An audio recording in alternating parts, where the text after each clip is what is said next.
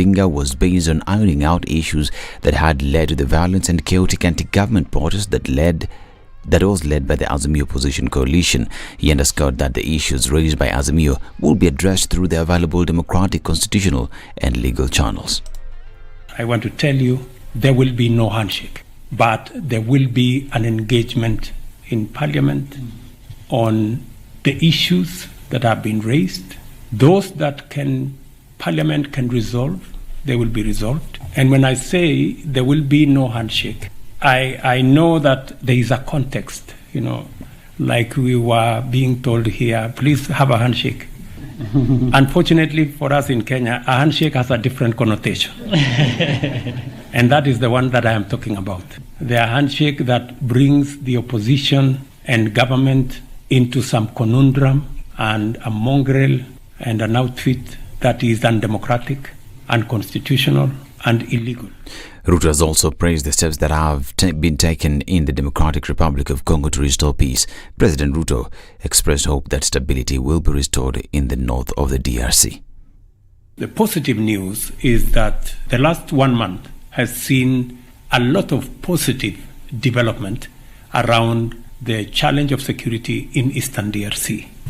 We now have, joining the Kenyan forces that have been there for the last almost 5-6 months, Burundi have now come in, Uganda have now come in, and forces also possibly from Angola have come to support the whole effort. I think in the last few weeks we see some progress, much as there are still other issues to resolve, but progress is nonetheless there. We just need to do more and register more progress toward a solution.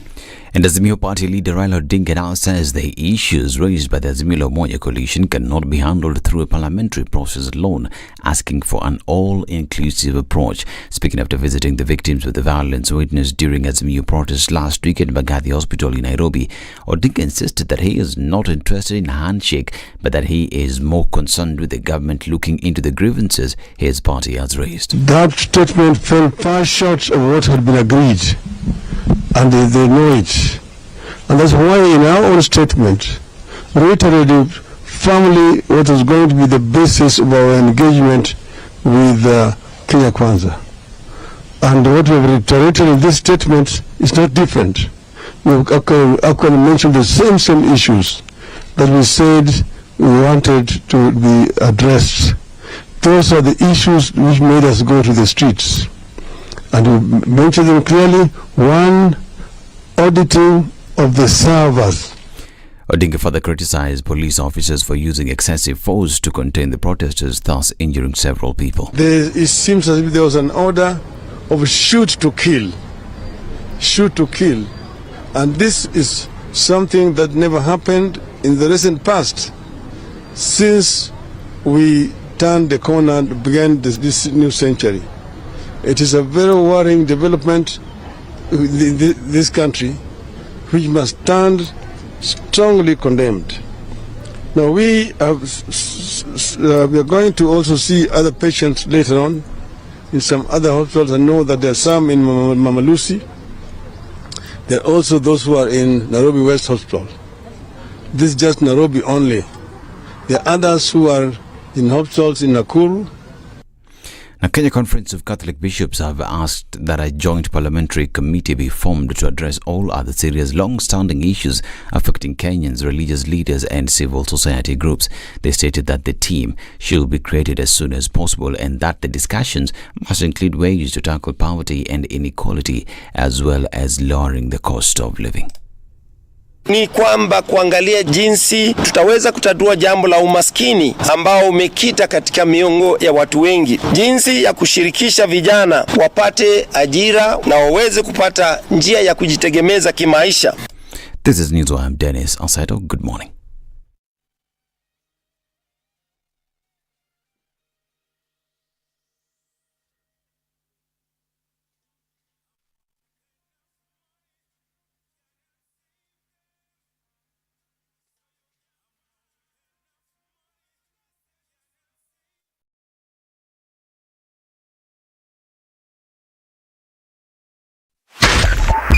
102.5 Spice FM, Kisumu.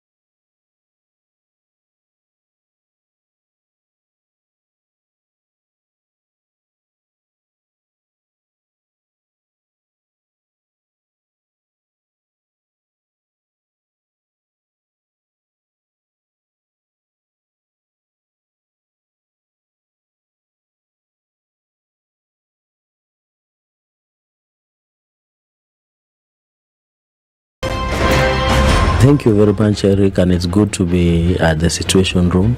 Always a pleasure coming here. This is the most challenging interview panel in Kenya. You guys are very well informed, and as you can see, Charles today, very philosophical. To be poor in this country is the greatest sin you can commit, not just from a legal perspective, but from life generally. Yeah. It is very, very skewed. We've just heard on the floor of Parliament, just most recently, a leader within the ODM saying that sisi ni ng'ombe is a baba. Yeah. Which means that you are willing to be milked dry. Hapo. You cannot force me to believe. I'll give way. If it's land that I'm told to return to you, I will. Okay? Because the court has said so. But I'll continue saying, watu wamenirusha. That's all that I'm doing. The Situation Room, Kenya's biggest conversation.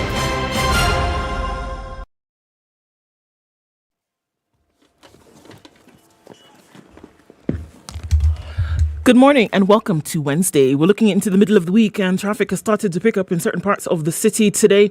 Looking like the Thika Superhighway is going to be one to contend with this morning. Traffic has started to build up coming in from the Outer Ring Junction. Coming out of Westlands, not too bad right about now. And we're also looking at a little bit of it getting in and out of the CBD. All right, from the Northern Bypass, some traffic heading out towards Kiambu Road. And on Mombasa Road, it looks good. You'll be able to get from out from Syokimau at the junction through to the Nyeri Stadium roundabout without too much of an issue. You'll get to the roundabout and then maybe slow down a tad as you're going towards Haile Selassie at the junction. Let's keep an eye on things and see how Wednesday pans out, guys. Let us know what's going on where you are this morning. We want to keep things moving. Talk to us on Spice FM KE on Twitter.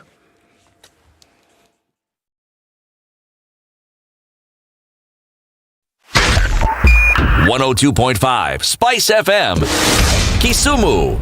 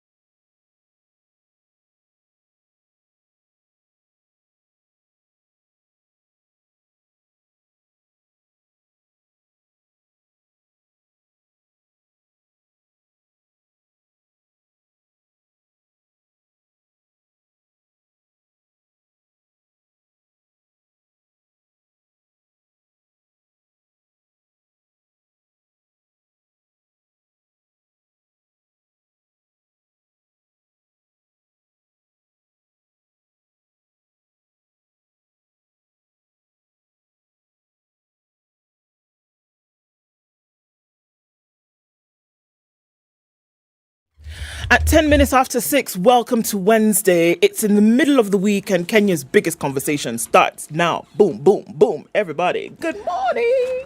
Kum, kichampioni. Yo, hizo vitu. How are you? I'm very well. Yes. Nilikuona mahali jana. Wapi hapo? Kwenye runinga. Ilikuwa mimi yule. Naam. Kwa mazungumzo pale. Moja mbili tatu namna hii. Namna hiyo. Ile 1 2 3 1 2 3 ile namna hii. Siti bwana. Hujambo? Mimi bana sijambo 1 2 3. Wewe iko fresh bana. Mazuri lakini. Yeye iko fresh. Mazuri. Inatakikana iwe hivyo. Yes, sisi pia iko bambam. Very good. Man, it's cold, In here. Ni hapa ndani. Inside out there? Inside outside. It's a bit at least. Inside outside ni afadhali. At least. Kampuni gani ambayo jana wazee? Mambo iko fresh. Iko sawa. Leo umeamua ni maua leo. Mimi na maua. Wako same was up. Wewe na maua. Today's Wednesday, isn't it? It is Wednesday. There's a day they call this day. Abi, what is it? Hump day. What does that mean? It's the hump. Like a camel's hump? After this, you start coming down. Monday, Tuesday, Wednesday. Oh, for real? Thursday, Friday. Voila. You learn something new every day. Uko taka tuseme it's ladies night leo. Pole. Oh my God. We missed it. Yeah, it's ladies. Nile bana pia leo. Does that thing still exist? What? Ladies night? Ladies things. What? Ladies night. I don't know. I've never experienced even one. Because of why? My life has been hard, Jerry. Oh, yeah. Okay, then let's ask a question. Oh, no, please don't ask questions, City. Okay. Ni sawa usijali. Raha jipe mwenyewe lakini wasikia. Wasikia ndu? Raha jipe mwenyewe. Patia wewe binafsi raha. There's so many ways I could translate. Jipe, patia wewe. Ni sawa. Tafanya hivyo. Your happiness is your responsibility. Sawa. Oh, okay. That's what it means. Okay? Sawa. Yes. Let me tell you what we'll be discussing today.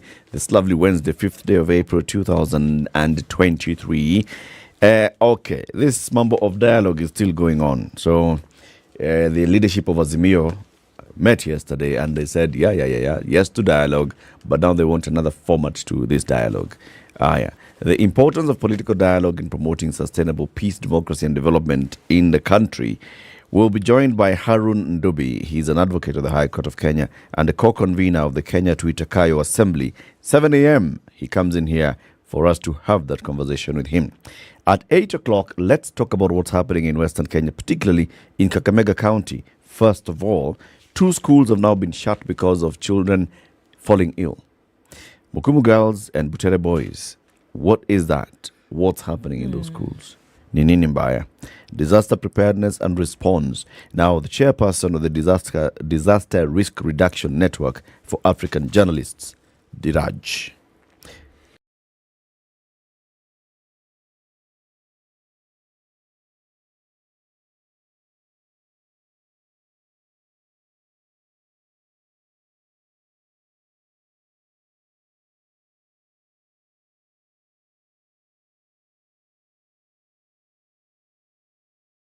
We are going to have a conversation again on the talks.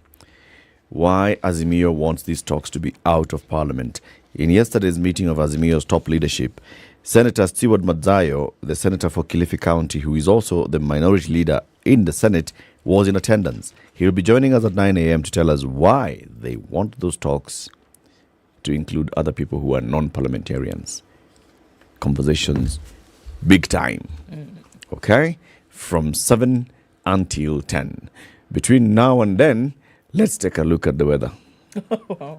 And tell us where you're locked in from by logging on to us, going on to the social media and tagging us on Spice FM KE on Twitter. Go to our YouTube page. Go to the comment section. Tell us where you are. Go to our Facebook page as well. Go to the comment section. Tell us where we are. You are. We are here. Tell us where you are.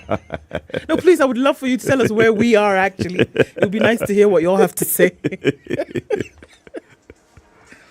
This is the Situation Room, the only way to start your day. Are you looking for your dream home or the perfect plot of land to build on? Look no further than Digger Real Estate, the e-commerce site for all your real estate needs. From cozy apartments to sprawling estates, we have a wide selection of houses for rent and for sale. And if you're looking to build from scratch, we have prime plots of land available for purchase. Don't settle for anything less than your ideal home. Head to realestate.digger.co.ke today to start your search. Digger Real Estate, where your dream home becomes a reality. Can you dig it? I'm sure you're wondering how you can spend less and get more as we approach the Easter period. Well, the Standard Digital e-paper has a solution for you, and it's the half-price Easter special. For all news and entertainment buffs who look for a credible source of information and content they love, well, this one's for you. We're offering you a chance to pay half for the full story and all the extras. Instead of 6,199 Kenya shillings, pay 3,099 Kenya shillings and stay on top of what is happening across the globe. At your own convenience, for less. This incredible offer is valid till 30th April 2023. Subscribe now. Visit epaper.standardmedia.co.ke and enjoy the half-price Easter special. Get the full story all year long. Just how you like it. Only with Standard Digital e-paper. Standard Digital e-paper. Tap up. Just how you like it. Partly cloudy conditions in Nairobi this morning at 15, going to highs of 23.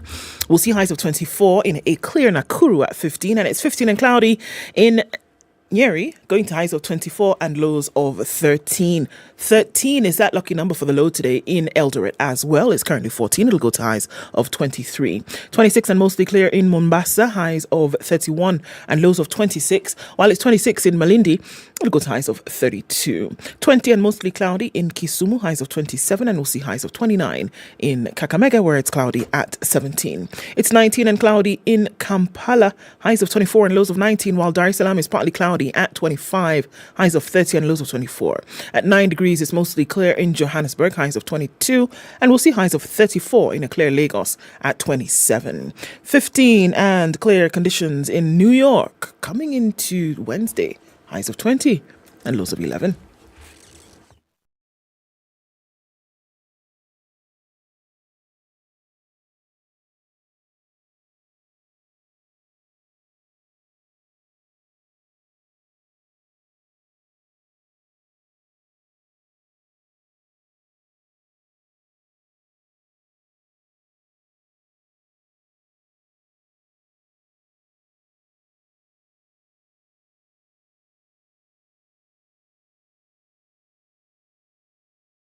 Eighteen minutes after 6. Who is awake and online? Peter Wagongo says, good morning, Spice of MKE. Good morning, Ndu. How are you? I am fine, thank you. Eric, CT. Hamjambo Wangwana. Hatujambo. CT, there's words, letters put together in something that I'm thinking is Doluo. I can't pronounce.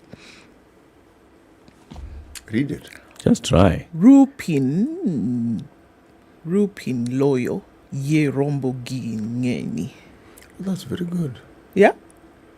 Rupin Loyo. Loyo. The next one. Ye. Ye too is to agree. Rombo. Rombo is sheep. Ngeni. Ingani.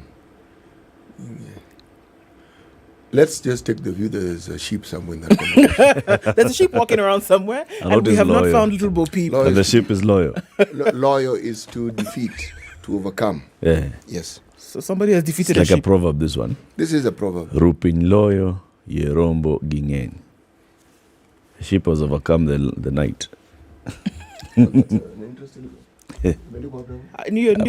ile Peter Wagongo ile. Wagongo. Mentioned. Rupin is to stay overnight. Kesha. Alafu.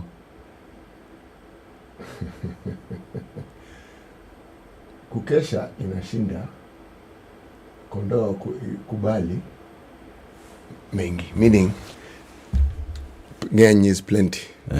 Yes. So kukesha inashinda kondoo wengi. Kondoo ambayo, yes, kondoo wengi.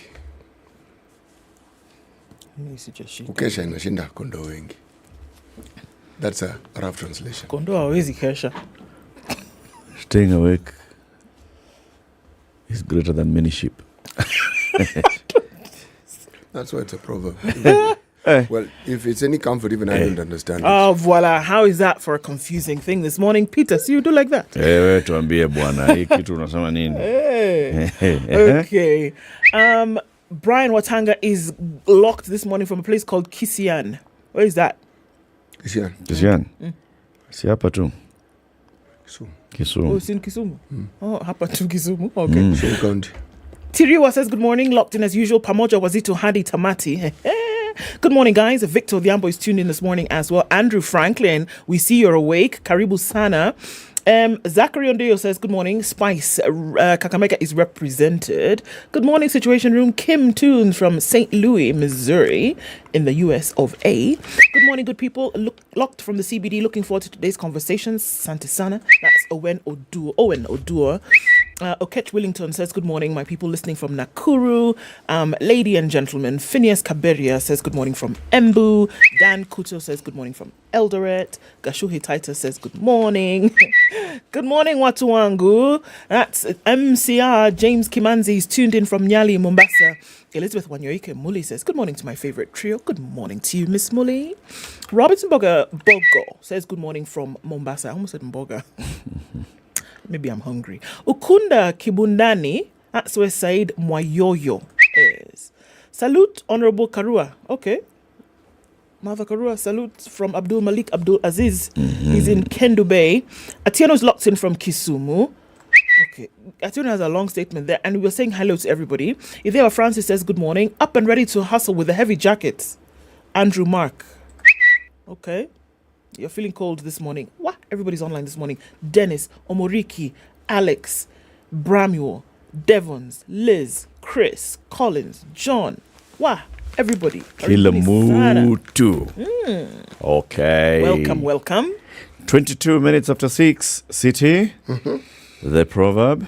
Yes, we're still in the country of the Republic of Congo. Okay? Right.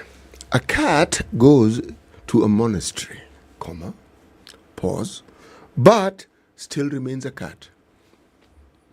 When you said pause, I thought pause, like the cat's paws. But anyway. Yeah, that's what I thought. I was like, it's okay, we're talking about... A cat goes to a monastery, but still remains a cat. Sindio? It's the mtoto wa nyoka ni nyoka thing. It doesn't convert, huh? It doesn't become a monk. Because it's in there. It doesn't even become a monk cat. It doesn't become a monkey. Okay, sorry. Yes. Monk cat. Okay. Ni sawa. Namba ile gazeti Business Day. Bro, your guy did not do like that. Yes. Ndu? Yeah. These guys of ours then should start doing like that. We'll do like that. Yeah. We'll talk to them. Okay. They didn't. Let's do the headlines. Another school in Kakamega shuts over tainted food. This is more than worrisome. It was worrisome maybe months ago. It's at alarm status today. And we're looking at the front page as well on the Standard, where it says the truth on my deal with Ruto. There's 1, 2, 3, 4, 5 things that Azimio wants. Which school was it again? Sorry? Which school was shut? Yesterday. Yes. Busugu. Yes. And then yesterday, Butere. God Boys. Mukumu. It was Mukumu girls. But he's right. Butere has also shut down. Yeah. Yes. Yesterday is Butere. Yesterday is Butere. 3. 2. So it was Mukumu girls and then Butere boys yesterday. And then today? No, today not yet. We're still a bit early. It's still 25 past 6. Gosh. We'll look at the details of the story. Sorry, go on. Okay. So that's what's Stay on this channel. Yeah. We'll tell you. We'll let you know what happens today. Yikes. A suspect in the murder of an MCR has been arrested. It's interesting how things can happen quickly when you want them to, but all right. Ruto and Kagame are endorsing 10 deals on trade. 1, 2, 3, 4, 5, 7, 9, 10 deals on trade. Pesa inakuja. Ile simu ulikuwa unasema 6 months too.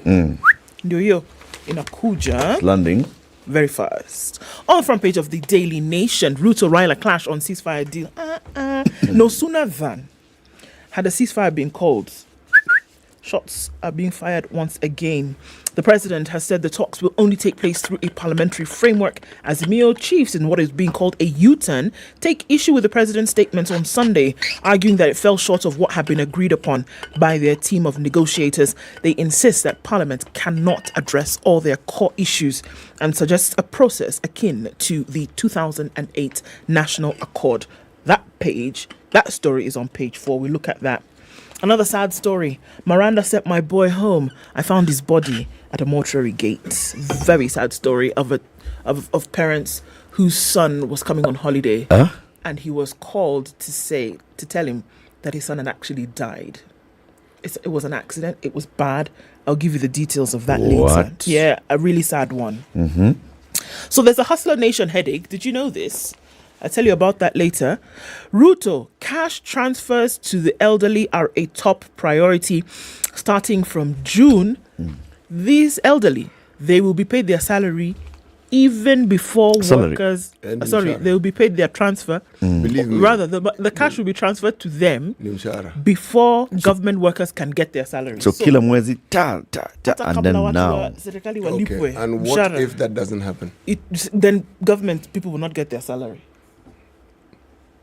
Sips tea. Literally.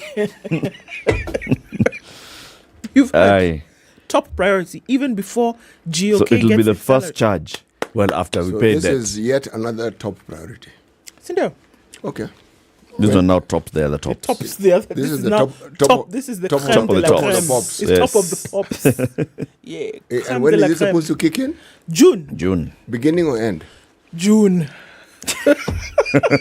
What's wrong with you? Now let me use your language. Okay, June. Sawa. Okay, June. Sawa. Oh, it tells me ngoja June ifike. June what? No, Okay. June. Sawa. June. Okay. Mimi nimemaliza. Haya. City. Right. You're talking about young man who died. An even sadder story. An 11-year-old girl was sent by her grandmother to go and collect the debt from a neighbor who had borrowed money from the grandmother.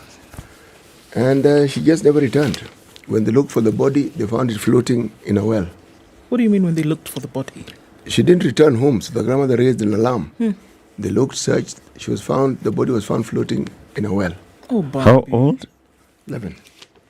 Eh. She's a grade 6 pupil at Nakuru Primary School in Nyeri South. She was reported missing on the 29th of March. Where? I don't like hearing such things. So, Any visible injury?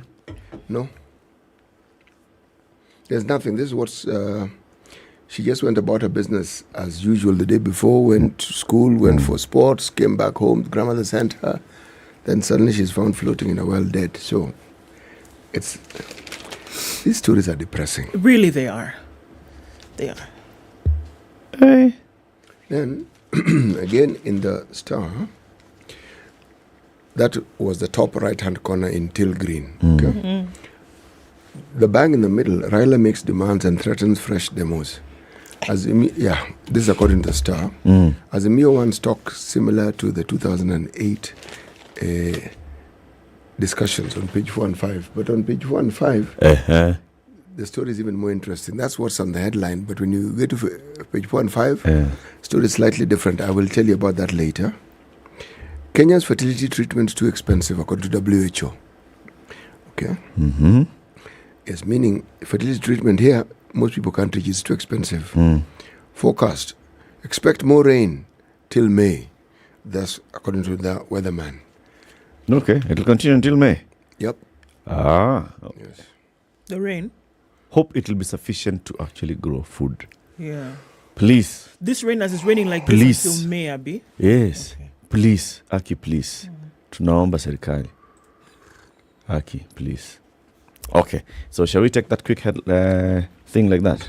Let's do like that. Okay. We take a look at traffic and then we look at those stories in greater detail. 6:30 on the dot.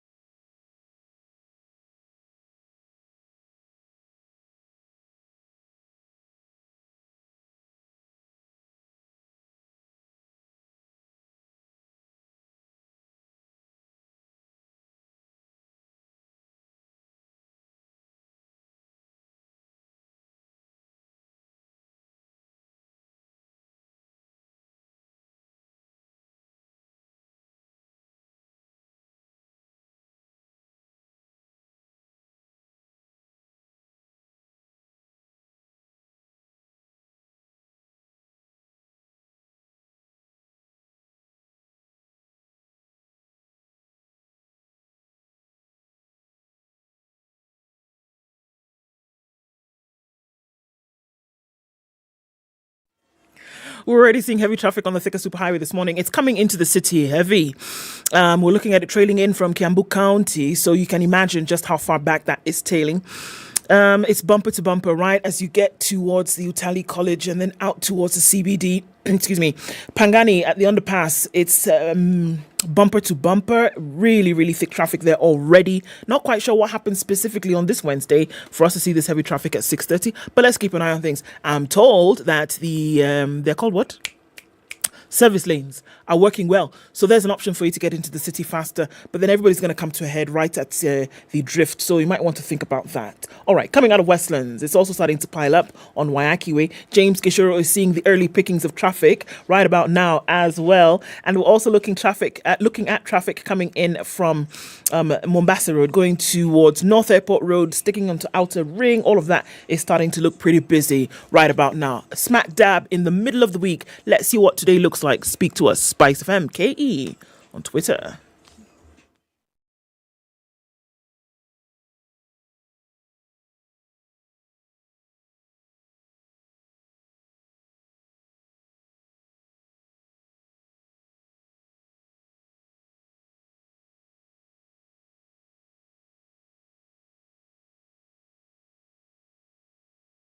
Mature, intelligent talk every morning. Spice up yourself.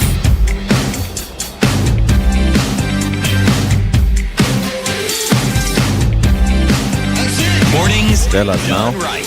Okay. What are you doing? I don't know. All right. Okay, scare in county after another school has closed. The question is, what exactly is going on? As reported in the Standard today on page 7, over 100 students of Butere Boys High School in Kakamega treated for vomiting and diarrhea. Same symptoms that we saw in Mukumu Girls, which was closed Monday after 3 students died from suspected food poisoning. So the number actually was 3 and not 2 as earlier reported. Another school has been closed after more than 100 students were taken ill with suspected cholera. Quick to make that diagnosis of cholera, still waiting for the test results to come out. The closure of Butere Boys High School comes a day after students at Sacred Heart Mukumu Girls, also in Kakamega County, was sent home over suspected food poisoning that has already killed 3 and left hundreds in hospitals. At the last count, the number was 244. Yesterday, at least 1,500 schoolboys were instructed to leave the institution. The letter read thus: Dear parent and guardian, this is to inform you that your son has been sent home due to an outbreak of stomach problems leading to diarrhea. This was a letter that was coming from the principal, Henry Okusi. Once the public health officers give us a report declaring the school safe for your son, we shall recall them back. Bear with us. The school management, county government officials, institution, and the county education director yesterday met over the matter. Butere County Hospital Medical Superintendent Frederick Juma could not tell the number of students treated at the facility. Could not tell the number. But the Standard established that at least 200 boys had reported vomiting and diarrhea almost immediately after breakfast. They were taken to the St. James Hospital in Butere, where some were treated and discharged, while those in critical condition were referred to the Butere County Hospital. Some of the students were yet to arrive by 5 p.m. Arrive at hospital. I have just been discharged from Butere County Hospital after I was admitted due to diarrhea after I took porridge and githeri in the morning. Well, first of all, that's a recipe. According to Aid Morgan, he's a Form 2 student from Kayole in Nairobi. After Form 2 students who wanted to travel, another Form 2 student who wanted to travel to Nairobi was by evening still stranded at the school gate for lack of bus fare. So you can imagine, obviously, it was not planned for this week. Unless they were going home for Easter. A teacher said they were making phone calls to the parents of the boys who did not have fare. They agreed that they should go home so that they can check and improve the sanitation situation of the school before allowing them back. So in that statement alone, it looks as though the school is claiming some kind of culpability for this, because they want to say, you know what, allow us to look at our sanitation situation. Let's clean up everything before we allow you to come back to school. And then it's also pointedly towards this illness or this sickness came after they had breakfast of 1-2 things. The symptoms began. So they had dinner obviously the night before. Did the breakfast catalyze something that was as a result from dinner? Or was there something in breakfast then that made everybody go haywire? Tests are being done on samples having been taken from the boys that were taken to hospital. We are yet to get the results to find out what strain of what could have affected them in this manner. When you have the sort of rains we've been having, Eric, our resident weatherman, told us, and it is true, what then happens with flooding is some untoward things. One, you will find that many of these schools have what we refer to as pit latrines. Yeah. Okay? Now, when you have pit latrines and it floods, the pit latrines will also flood. Now, when flooding occurs, some water is absorbed onto the earth, others stream, and what do they find themselves? They find themselves into some water source or the other. Is that not so? It is. Precisely. Now,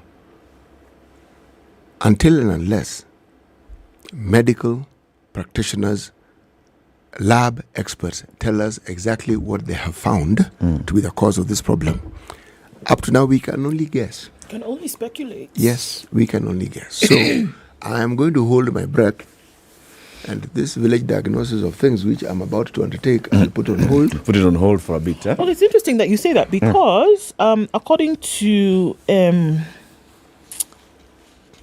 Kakamega Senator Bonnie Khalwale has asked the Mukumu Girls Principal Freedom Dolo to stop blaming the media for the closure of the school, because she had previously said that the media was to blame for creating a toxic environment by reporting the outbreak. Wow. So Bonnie Khalwale said, no. Stop it. What kind of media? If there's a problem in your school, you need to fix it. 244 girls cannot be sick, and then you're telling us about you being blamed for having a toxic environment. You do. They're in hospital. The environment is toxic. Something is wrong. There's something, yes. Come on, man. So, what is this? Anyway, we'll be discussing it in greater detail at 8 a.m. It's worrying. Very. And to hear, has there been any statement from the Ministry of Education? Not yet, unfortunately. Has there been any statement from the Ministry of Health? Or Health?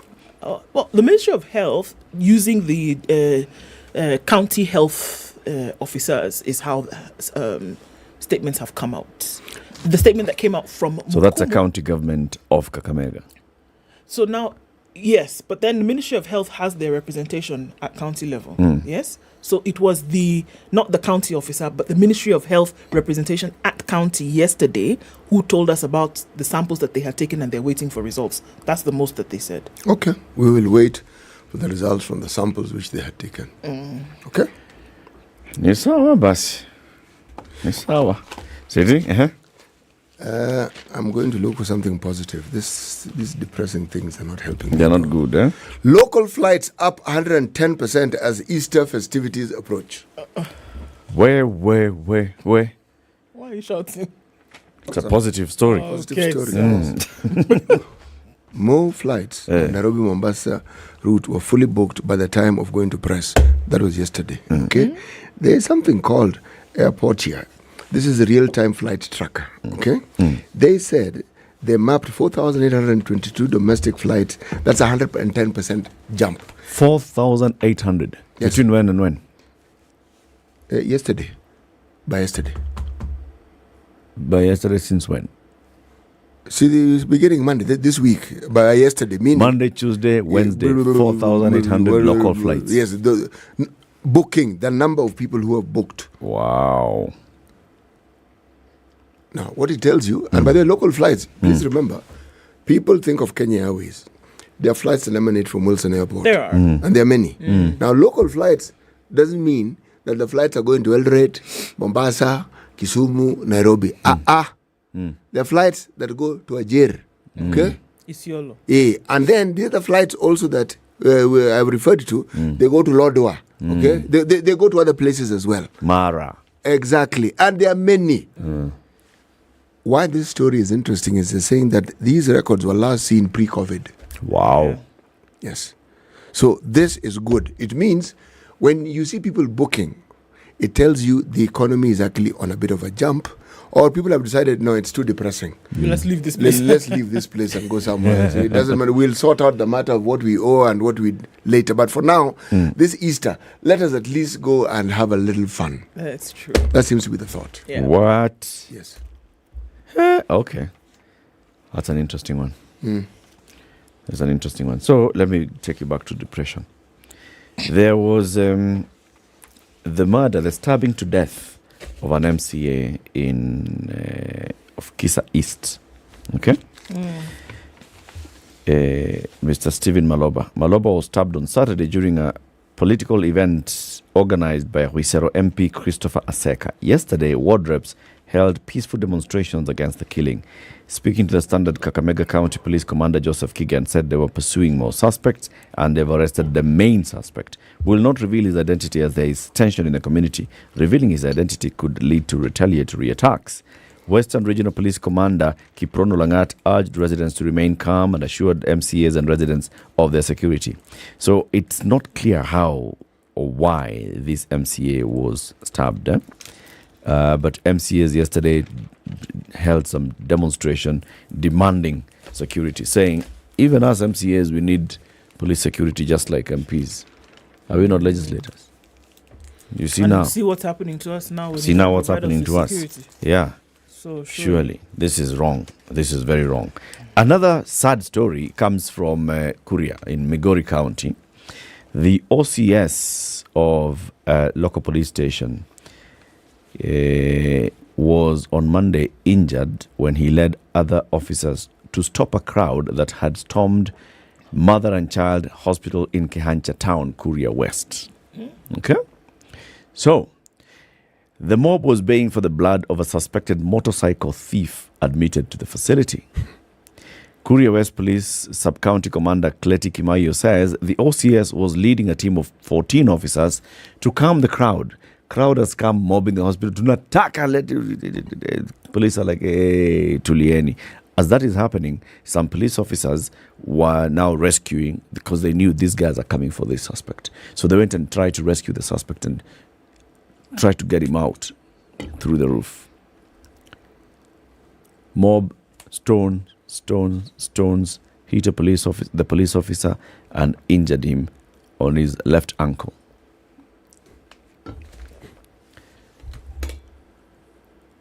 He was taken to hospital. He was discharged. Okay? Mob later calmed down and went back home. So we are assuming that they were aiming for the ankle and they got the ankle. No, it was just throwing stones. Generally, the police officer just got injured the there. Wrong stone landed on the wrong part of the body. Okay? So they wanted to vacate this individual through the roof. The police, that's what the police were doing. The mob was coming to get this guy because they want this guy. You know, my mind the mob was throwing stones. They ended up actually smashing the windows of the hospital, damaging an ambulance and a police vehicle. What exactly had this motorcycle person allegedly done? What had he done? Stolen. He's a motorcycle thief. Oh, he's a known motorcycle thief. Okay. What I picked up from this story is the valiant work that the police service does. Because they actually went to the rescue of this person. Yep. Yes. So what happened in the end? In the end, police were able to rescue this guy. Okay? They fired in the air. They used tear gas to disperse the mob. The OCS sustained injuries, treated in the same facility, and discharged. He's now in a fair condition. Mob now, after being dispersed, suspect rescued by the police. But still in custody. Still in custody. Ambulance destroyed, police vehicle destroyed, hospital windows destroyed. My Lord. Okay. I'm very sorry, CT. But I have to tell you this sad story because... Another one. It's sad. Another one. Unless you want me to tell you how Kenyans to pay more for goods as Treasury raises excise stamp fee. That's supposed to be good news. At all. Let me tell you this. At least we're giving the government more money. That one is good news. There's a very sad story of a very good-looking young boy here. His name is Protas Mogaka. He died in a road accident at Ambuko along the Kisi-Kiroka Road on Saturday. Family from Gesima in Nyamira County, they're mourning their son who died in an accident as he traveled home from Miranda High School after he was sent home for lack of school fees. The student was among 5 passengers killed in a grisly accident at Ambuko on the Kisikeroka Road on Saturday night. Protas Mogaka and the other 4 passengers died when their 14-seater Matatu collided head-on with a trailer at Ambuko, a few meters from Keroka town in Kisii County. The accident occurred when the driver of the Matatu tried to avoid hitting a motorcycle. Parents of the 17-year-old boy said the school had not told them that their son was being sent home for fees, and they now want the Ministry of Education to take up the matter. In February this year, Education Cabinet Secretary Ezekiel Machogu said no learner should be sent home for lack of school fees. Protas was easily identified because he was in school uniform. Within no time, dozens of phone calls were made to his parents' phones. His parents, who work at Nyansiongo Center as Juakali artisans, were well known, and it was easy for people to reach them. Julius Mogaka said he was shocked when an unknown caller asked him to rush to Abamuko and check whether it was the son that had been in an accident. That was around 7 p.m. The caller then said to go to Gusha Sub-County Hospital where the accident survivors had been taken. When he got there, he found his son's body abandoned near the mortuary gate. He said he became confused and started wailing, understandably. He said police officers put him in their vehicle, so others kept watch because they were uncomfortable with how he was behaving. Of course, he went insane. Most of the relatives came and they went back to the mortuary to verify if it was indeed his son. He was heading home after learning, and there was nothing they could do. His son's teacher texted him asking whether the boy had arrived home. He had, but he was dead. A message seen by The Nation from the class teacher to the distraught parent read, "Good evening. Has Protas come back home?" That message was sent at 10 p.m. Hey. Protas was his firstborn son. He hoped he would finish secondary school, pursue higher education, and improve his life and that of his siblings. Remains that he was sent home for lack of fees. Okay. So several things here. So number one, the boy was sent home. Yes. And the parents were informed. No. We are sending the boy home. No.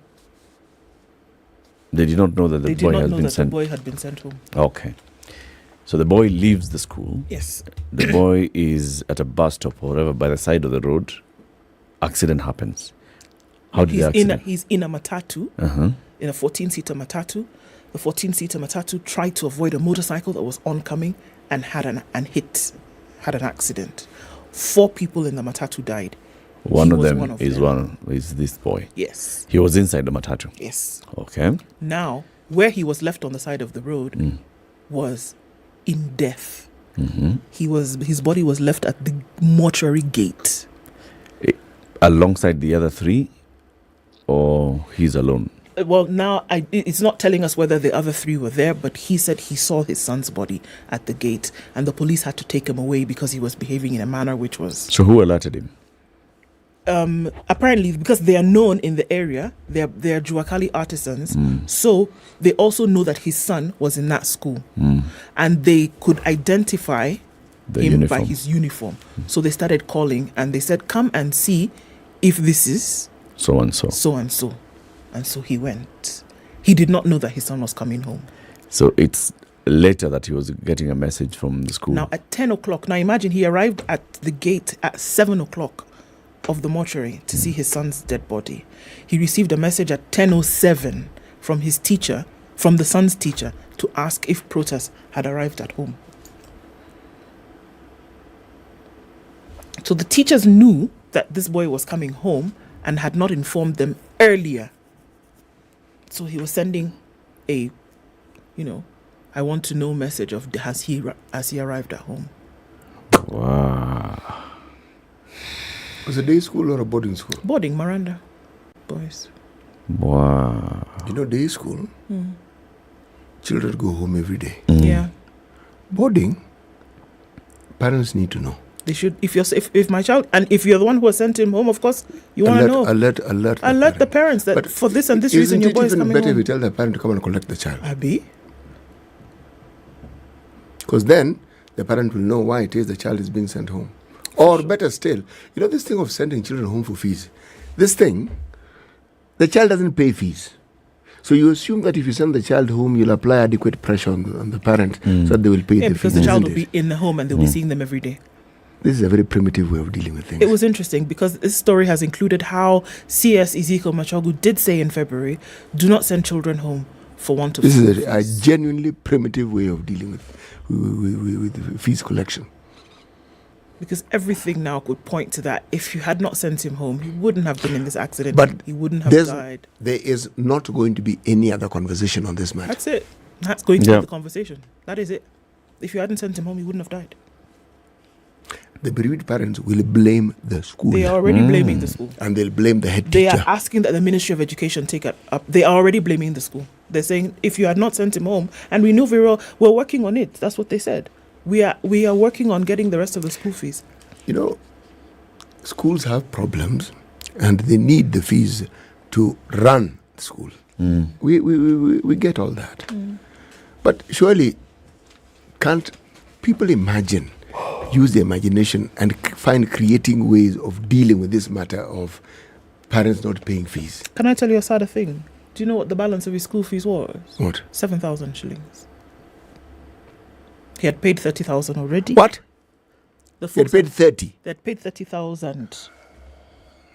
There was a I balance had of sent 7. 30,000 to the school. I had a balance of 7,000 from the previous term, and I had endeavored to reduce it by paying gradually, so they could see that there was money coming in regularly.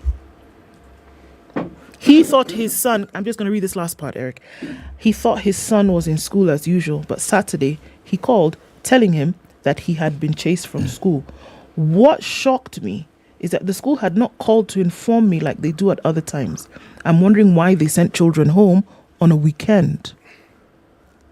I'm wondering why they did not check whether the students had fare to travel home. They just chased him.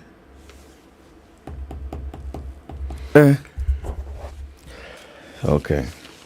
The other one, there are many questions. One of the questions that's also coming to my mind is why was the child sent home? I'd like to hear from the school whether the school had sent the child home because of school fees or for other reasons, or whether the child had actually left school. Because the message from the school is asking, has so-and-so arrived home? Has so-and-so come home? It's like they're looking for this child. One way of looking at it is that it's like the school is actually looking for this child, and at this point in the night they are noticing the child is not in school, and they're sending a message to parent asking, has so-and-so been home? What time did they send the message? 10 p.m. Even if we take that view, that's even worse. Apparently, sorry. He said that on that day when he was coming home, he had borrowed a phone. The boy now had borrowed a phone from a trader alongside and called him at 2 p.m. Called the to father. tell him that he had been sent home because of school fees. Right? Now, he informed me that my son walked from school to Bondo and later boarded a matatu to Kisumu with the little money he had. While in Kisumu, he called using another trader's number and asked to send him 500 shillings to enable him reach Kisii town. Apparently, he sent him that money, and that was the last time they spoke. So he knew his son was coming home. Yeah. Yeah. I'm saying I'd like to hear the school's version, because everything here is from the father of the son, of the bereaved father. And what he's saying is his son told him, I have been told to come home for school fees. And then the schools have sent this message. I'd like to hear the side of the school. It's true, but the school is already asking them when is the funeral. Yeah, in this story, this story is not quoting the school. This story is only quoting the father. Let's see. I'd like to hear that other side from the school. What does the school say? Maranda is a national school. It is. It would be very, very sad if they were If sending this is how it a happens. boy home. Yeah. South Sea residents are filing a case to stop a hotel project near Wilson Airport. Residents of the neighborhood association in South Sea Estate have filed a case to stop the construction of a 10-story hotel near Wilson Airport, saying it would interfere with not the airport, not the flight path, with their privacy. Uchuzi Court Residents Welfare Association claims the 200 million bob project is under construction in a controlled development residential area where most residents live in single-story houses. The welfare is suing the National Environment Management Authority for issuing the environmental impact assessment license to the contractor, Albeit Properties Limited. The EIA license was issued despite the unfavorable location of the site and the unquantifiable infringement of privacy rights posed to the hundreds of residents in the area, according to the petition filed before the National Environmental Tribunal. On Monday, Tribunal Chairman Mohammed Balala gave NEMA and Albeit Properties 21 days to file and serve their replies on this case ahead of the hearing on May 30th and 31st. Through their lawyer, Hassan Sheikh, the residents want the tribunal to revoke the license issued to the investor. And the case was filed by John Mobili and Naomi Ndonga on behalf of the residents, citing 15 grounds for the license cancellation. NEMA and AI Properties are the respondents. So residents are basically saying, wait a minute, you're putting up a hotel? A 10-story hotel. We live in a single-story house neighborhood. So 10 stories, everybody in your hotel will just be looking into our compound. Yeah, we are no, you are pana. You tumekata. Yeah, no, I know you tumekata. Hi. You want me to tell you another one? One final story. I'm giving you bad news today. Okay, so there was a story. Oh yeah, that's the one you just told us. The cash transfer story. Yes, so yes. Just so you know. A happy story, finally. Yeah. From June 2023, June. Yes. Cash transfers to the elderly will be the top priority. Even before government gets a salary, cash transfer elderlies up. Beneficiaries of the cash transfer program have a reason to smile after President William Ruto directed that their payment be prioritized ahead of public servants' salaries starting June this year. That money will hit their accounts first before government workers are paid. It'll come as a major relief to the elderly under the Social Protection Program, an initiative that has often seen beneficiaries wait for up to 6 or more 7 months before the funds are deposited to their accounts. The president made this announcement while opening the Social Protection Conference at the Kenya School of Government in Nairobi yesterday. Dr. Ruto said the welfare of vulnerable groups cannot be sacrificed to achieve economic development. So that money that you want to remove from their hands, that you say you want to develop the country, no. Them first. Social protection cannot wait until 2030 when we will have achieved our economic goals. Did you know that? 2030 is when Kenya would have achieved its economic goals. But social protection cannot wait until then. They must undertake both commitments simultaneously. Develop the country, buffer the livelihoods of the elderly. At the same time, he announced that the government will be effecting this remittance of 6% of employee salaries to the National Social Security Fund to increase their savings upon retirement. That will be happening also right now, so be ready. Nisao. Alrighty. It's a good thing. Let's see how it happens, actually. If this comes to pass, it'll be a very good thing. It will. Because it means that those elderly and vulnerable don't have to wait 6 months, 8 months, a year to receive some money that comes in lump sum. They're supposed to be receiving 2,000 bob at least every month. Every month. At the beginning of every month, they receive that. That will be a very good thing for them. It'll make a difference. Keep it here for more conversations. Good morning. It's now 7 a.m.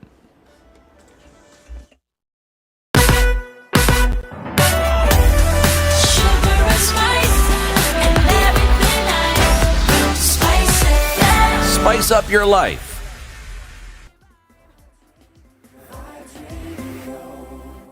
The news at the top of the hour on Vibes Radio.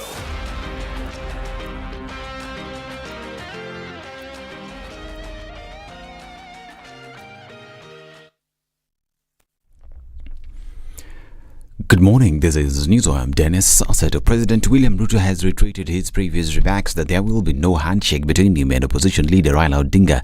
Speaking during his visit to Kigali, Rwanda for the 9th session of the Joint Permanent Commission for Cooperatives, Ruto clarified that his willingness to hold dialogue with Odinga was based on ironing out issues that had led to the violent and chaotic anti-government protest led by the Azimio opposition coalition. He underscored that the issues raised by Azimio will be addressed through the available democratic, constitutional and legal channels. I want to tell you there will be no handshake, but there will be an engagement in Parliament on the issues that have been raised, those that Parliament can resolve, they will be resolved. And when I say there will be no handshake, I know that there is a context, like we were being told here, please have a handshake. Unfortunately for us in Kenya, a handshake has a different connotation. And that is the one that I am talking about. The handshake that brings the opposition and government into some conundrum and a mongrel and an outfit that is undemocratic, unconstitutional, and illegal. Ruto has also praised the steps that have been taken in the Democratic Republic of Congo to restore peace. Ruto expressed hope that stability will be restored in the north of the DRC. The positive news is that the last 1 month has seen a lot of positive development around the challenge of security in Eastern DRC. We now have, joining the Kenyan forces that have been there for the last almost 5-6 months, Burundi have now come in, Uganda have now come in, and forces also possibly from Angola have come to support the whole effort. I think in the last few weeks we see some progress, much as there are still other issues to resolve, but progress is nonetheless there. We just need to do more and register more progress toward a solution. And Azimio Party leader Raila Odinga now says the issues raised by the Azimio la Umoja coalition cannot be handled through a parliamentary process alone, asking for an all-inclusive approach. Speaking after visiting the victims of violence witnessed during Azimio protest last week at Mbagathi Hospital in Nairobi, Odinga has insisted that he is not interested in a handshake, but that he is more concerned with the government looking into the grievances his party has raised. That statement fell far short of what had been agreed, and they know it. And that's why in our own statement, reiterated firmly what is going to be the basis of our engagement with Kenya Kwanza. And what we have reiterated in this statement is not different. We have actually mentioned the same issues that we said we wanted to be addressed. Those are the issues which made us go to the streets. And we mentioned them clearly. One, auditing of the servers. Odinga further criticized police officers for using excessive force to contain the protesters, thus injuring several people, some whom he visited yesterday and some he says he will visit at a later date. It seems as if there was an order of shoot to kill. Shoot to kill. And this is something that never happened in the recent past. Since we turned the corner and began this new century, it is a very worrying development in this country, which must stand strongly condemned. Now we are going to also see other patients later on in some other hospitals. I know that there are some in Mama Lucy. There are also those who are in Nairobi West Hospital. This is just Nairobi only. There are others who are in hospitals in Nakuru. And Haki Africa wants the police officer accused of unleashing brutal force on a press car during Azimio protest suspended for investigations to take place.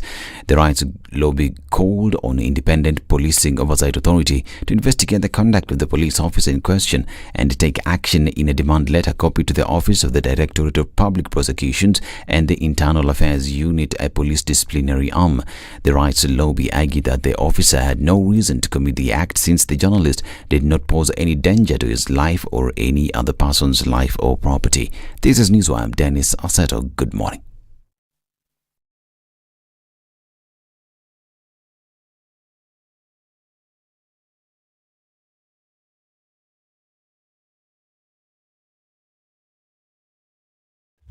All right, round about 7 o'clock this morning, and we're looking at traffic that's built up on the Thika Superhighway. Quite something as well as on Kiambu Road this morning. Outer Ring is taking on some from the Eastern Bypass as well as Manyanja Road, Kangunda Road, and we're looking at Juja Road as well, coming off Komarok. That is pretty busy. It looks like Wednesday will be quite something. We're also looking at Wayaki Way, not too bad. A little bit of spillover from James Gishuru, but it's manageable at this point. Let's take a look at what's coming off of Ngong Road. That also not not too terrible. Magadi Road is going to spill towards Langata Road in a short while, with also oncoming traffic from the southern bypass. There might be a little bit of a mishmash, but nothing too destabilizing. We'll keep an eye on things and see how Wednesday morning progresses. Do help us out here, folks. What are you seeing? Let us know. Spice FM KE on Twitter.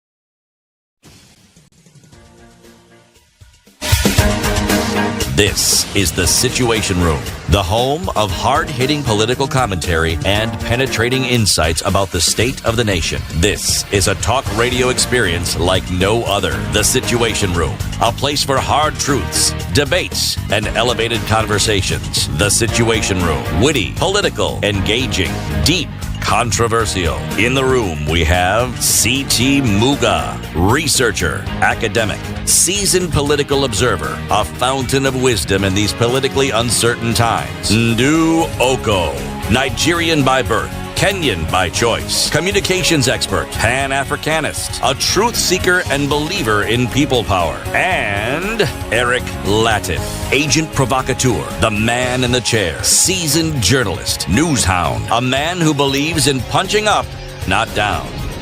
This is The Situation Room, the only way to start your day. 7 minutes after 7, how are you doing? Welcome to the second hour of The Situation Room. This is broadcasting live on Spice FM, on KTN Home, and also online on YouTube and Facebook. This is the third day today of the Greening the Judiciary conference that's taking place at the Safari Park Hotel. It started on Monday, went on yesterday. Today, the 5th, is the third and final day of this conference. If you've been following the conversations, this is where judicial officers from across Africa are meeting to discuss how they can better equip themselves to handle cases that would come to them dealing with matters of climate change, matters of environment in a different and new angle. So that's a conversation that started many years ago, and now this is the third such conference taking place in Nairobi. It's being broadcast live on KTN, so watch it later on KTN and also online. Let's have a conversation about the national conversation that's about to happen and what form or shape it should take and why it's important to even have the conversation. Harun Ndubi is currently the co-convener of the Kenya to Itakayo Assembly. He joins us for this conversation. Good morning, Harun. Morning. Welcome to Kenya's biggest conversation. Thank you. That's the hot seat of the Situation Room. Make yourself comfortable. To welcome you to the conversation, Bwana C.T. Muga has the day's proverb. Our proverbs for the whole of this week come from the country of Congo, Republic of Congo. Not DRC, but Congo, otherwise known as Congo Brazzaville. A cat goes into a monastery, but she still remains a cat. A cat goes into a monastery, but still remains a cat. Harun, that proverb. We are wondering, so what on earth is he saying?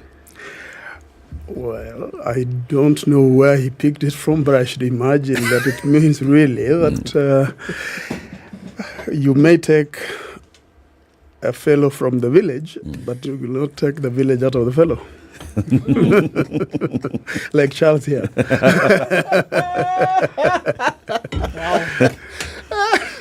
The village is still in Charles. Intact. You know? Immovable. Yeah. Unshakable. Or unbogable. You two seem to share some inside jokes. Well, we've known each other for a very long time. That's often what happens. That's why this is coming from. He's looking at you and just seeing the same cat. Same old cat. Exactly. Same old cat. Cat in the monasteries hasn't changed a bit. Okay. Harun, what is Kenya to Itakayo Assembly? Kenya to Itakayo Assembly is a coalition of civil society actors that are looking at the Kenya that we have aspired for over the years. The Kenya that is not just about power, but a Kenya that is about the Mwananchi Wanjiku, a Kenya that is just, a Kenya that is democratic, a Kenya that is fair, and a Kenya that seeks to make everybody equal and to achieve greater prosperity. That sounds very much like what Yashpal Gai was told some 20 odd years ago. Yes, it is indeed, because Yash Gai was told that, we told them, we were told, we also get told because we listen to Wananchi sometimes, even though we are not elected leaders, so to speak. But the trouble is, the people who are managing our public affairs don't seem to be sharing in those aspirations. And in spite of those aspirations being inscribed in our constitution, they fail to do so. So we must continue reminding them, not just the people in leadership, but also reminding the Wananchi that this is what we wanted to be and this is what we need to be. So that we have what you may call in Kiswahili, taifa bora, sio bora taifa. Sio bora taifa. No. If you look at the 60 years of Kenya's independence, and then look at now those ideals that you've said, this is the Kenya tuitakayo. How close are we to achieving that? Are we at 10%, 90%? There is no perfect society. So you can't say that this is how close we are to achieving it. Perhaps the question would be, how far away are we from what these ideals we're talking about? Then you will see that in spite of the 60 years of political independence, I don't know whether it's really political independence, but the independence of the flag, we haven't moved an inch into achieving these aspirations we are talking about. We got what you have described as independence, we call it independence indeed, by getting the flag, but we replaced the Mzungu flag with our own flag. We replaced the white ruler with black rulers.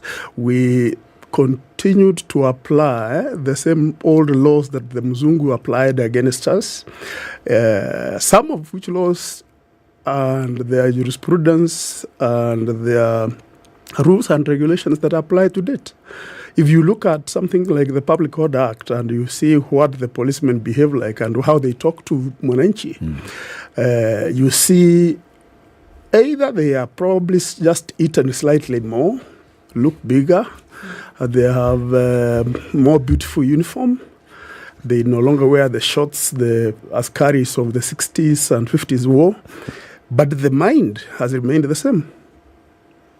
You know, Harun, and I know Ndu wants to ask a question, but before she comes in, I look back at 2010, August 2010, Uhuru Park, a country that now was saying, you know what, even after so many years of independence, here is finally the birth of the Second Republic, because we have given ourselves a constitution that we have written ourselves in this country, not in Lancaster, not by a small group of people who went there, but all of us participating in writing and giving ourselves this constitution. And yet you're saying we have not moved an inch since 1963? Eric, let me tell you. So what was 2010? Let me tell you something. 2010 was probably what you may call a deferred promise, a deferred hope. We were excited. I personally, with some of my friends like Nyeri Kabeberi, Cyprian Nyamwamu, and others you may know, we were doing some assignment in the Republic of Tanzania. But we flew at our own cost to Nairobi to participate on that auspicious day of 27th of August. We were all excited. But I think that promise, which is the deferred promise I'm talking about, was immediately shaken on that very day when we saw the president of Sudan, Bashir, welcomed by our own president when Bashir was shunned by the world for what he had done to other Sudanese. So the question I asked myself then, what is this about? How are we so excited about the new Kenya that we have birthed? And then suddenly, on the date you are celebrating this birth, you are joined by a witch. Who will steal your soul? Okay. So you are here now. The village is speaking. Yes.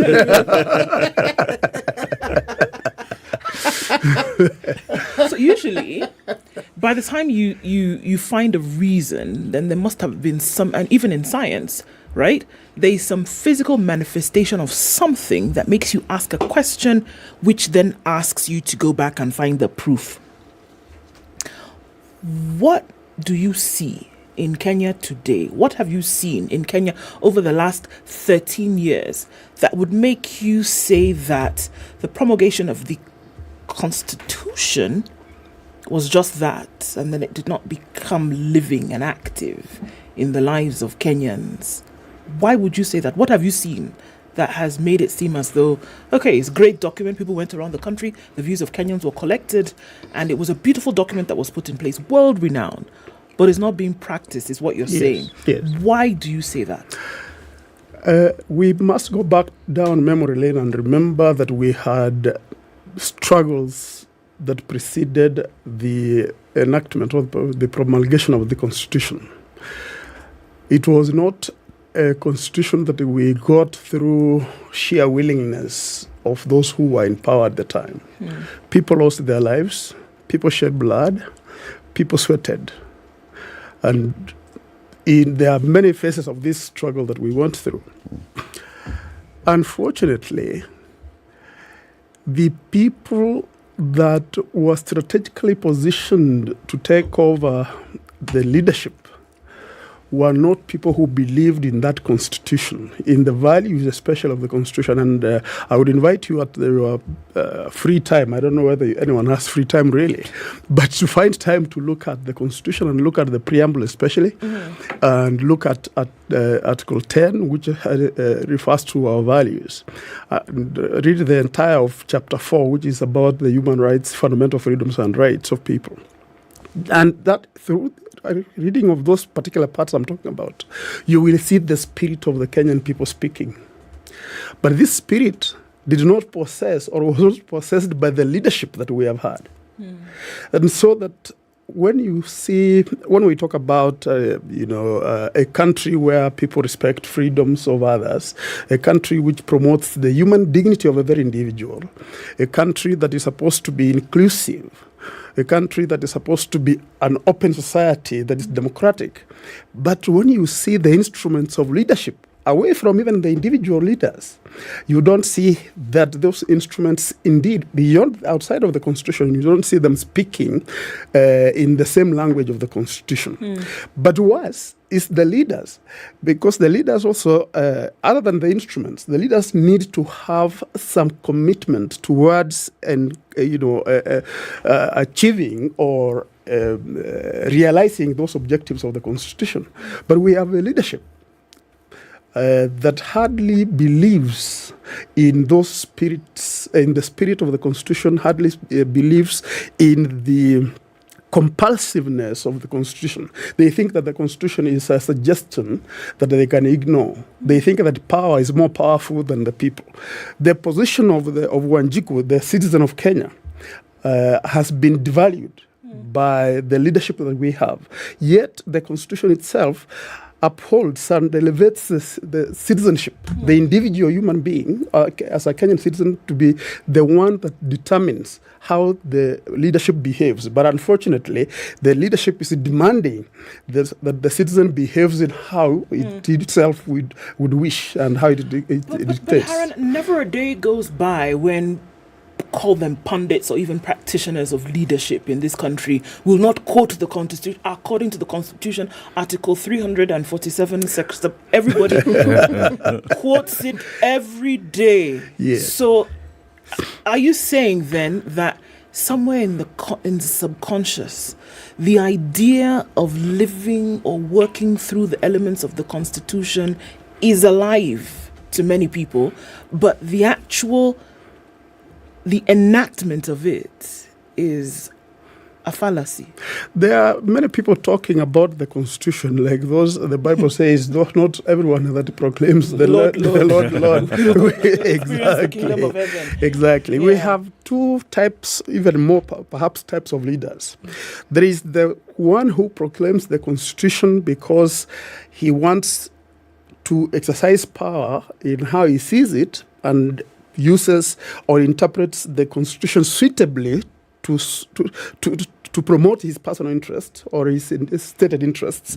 And there are those who will quote the Constitution also to correct the one that is seeking to use the Constitution for personal gain. Now, look, an example I would give you. Parliament is provided for in the Constitution. The value of equality is provided for in the Constitution. Sharing of resources, public resources, is provided for in the Constitution. But what do you see? When members of Parliament want to sit in Parliament and increase their salaries, they are unanimous usually. Mm-hmm. When they want to grab all power, they are unanimous. Mm-hmm. But when they are asked to articulate the 2/3 gender rule, or the 1/3 if you wish, they are reluctant. And then they will, quote a lot of, things that they would put hurdles on the way of that logic. Mm. The other example I would give you is still on the foundation of sharing of revenue and sharing of resources equitably. Mm. Tell me one reason there can be for persons employed by government given the highest jobs of deciding public policy, why we should give them loans to buy cars and houses. And you saw when they were being vetted, they were multimillionaires. And you are giving them loans. Why do you need a car worth 10 million? Why do you need a house worth 35 million, for instance? And I'm referring to the CAS nominees, that though their matter is still in court. How come a young fellow, a graduate from college, or a young employee in a public institution will not be given such a loan? You're told, donate part of your salary to a SACCO, and then you go to the SACCO to give you some little loan to get a house, and you can't afford to build a house in Nairobi. You have to go and build it somewhere in the village in Nyeri, where I come from.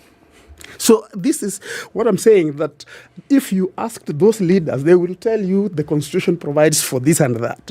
But their behavior is completely contrary. So the Constitution, without equating it with the Bible, but it could be like, it takes the precedence of the pedestal of the holy books. But there are people who will quote them for their gain, and there are those who will quote them as part of the agitation to improve their lives. Yeah. Thank you. Wouldn't you say then that the Constitution was aspirational? Yes. In intent. Right. And then it means that what we are discussing is how we can chart the path and the progress we've made in internalizing the Constitution and in trying to enact it in our day-to-day life. But what seems to come right in the middle of it is something fundamental called human nature. Okay. Mm-hmm. As you were talking, I was thinking about a country that is always quoted. It's called America. It's always quoted when people are talking about freedoms and so forth. And I'm thinking of a time in history when a British politician called William Wilberforce was fighting to get this matter of slavery, the abolishment of slavery and so forth. That was around 1787. 1776. What happened? America gets independence, doesn't it? Yes. From who? From Britain. Yes. That's the 4th of July. It's celebrated every year.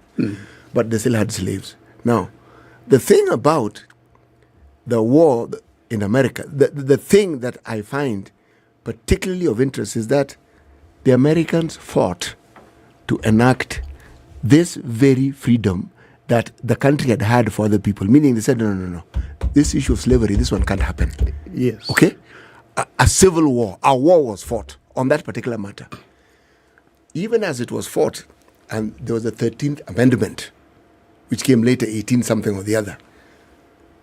We got into the 20th century, people of color were still being treated as though they were still slaves in that very America. This was the process. Today, the discussion that is had is systemic racism, where the system has over time entrenched a certain element of racism within its system, so that on the face of it and the conversations around it, it seems like everybody is equal, but not really. Now, then comes the word affirmative action. That's why the 2/3, as you put it very eloquently, the 1/3 gender rule. It's affirmative action. Why? Because if you simply leave it to the whims of the vote of the Mwananchi, it will not happen, and yet it is desirable. Okay, my question now. When you look at the trajectory of how we as Kenyans, we as Africans living in Kenya and of Kenyan citizenship have handled our independence and how we have interacted with the power and wealth that comes with these positions we have had, are we handling it well on behalf of our fellow citizens? Because at the back of our minds, we know what ought to be done. We have a constitution, but we have a problem with enacting it. So do we need a situation where Kenyans fight with each other so that this thing is enacted? And if we are to fight, what sort of fight should we have so that we know what ought to be done, but there are people who are clearly dismantling it? How then do we get this thing to actually work for the people it was intended for, the lowly and the downtrodden? Charles, you speak very eloquently too, and I think you're right in a lot of respects. The thing is, like you put it, actually our difficulties are they are systemic in nature. Like I said earlier, we acquired independence. We said we have self-rule, but we never understood what it meant. The people who were the champions of self-rule at the time, probably at the back of their minds, they were admiring the lajis that went with the Muzungu. So they were saying this should be ours rather than theirs. Self-rule means we get direct access. Yeah, it is our turn to eat. And that is what exactly is happening. So that, look at our education system, for instance. Our education system is exclusive and exclusionary. So that we start sieving people from the bottom, from the earliest level of childhood.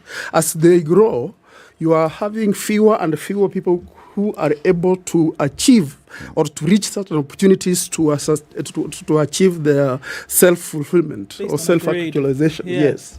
So that the systems, whether it's educational, whether it is health, and many others, have been crafted in such a way that it's the higher you go, the more privileged you are, and the people who are downtrodden have been made to believe that that is their fate. That's why you find that they believe more in religion, that God is a God of the poor. So people feel like they are happy being poor. They are there for God's people, and their riches and wealth are in heaven, not here on earth.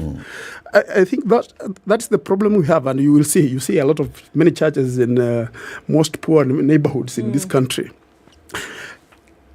If you asked a Mwananchi or at the grassroots level, what do they want?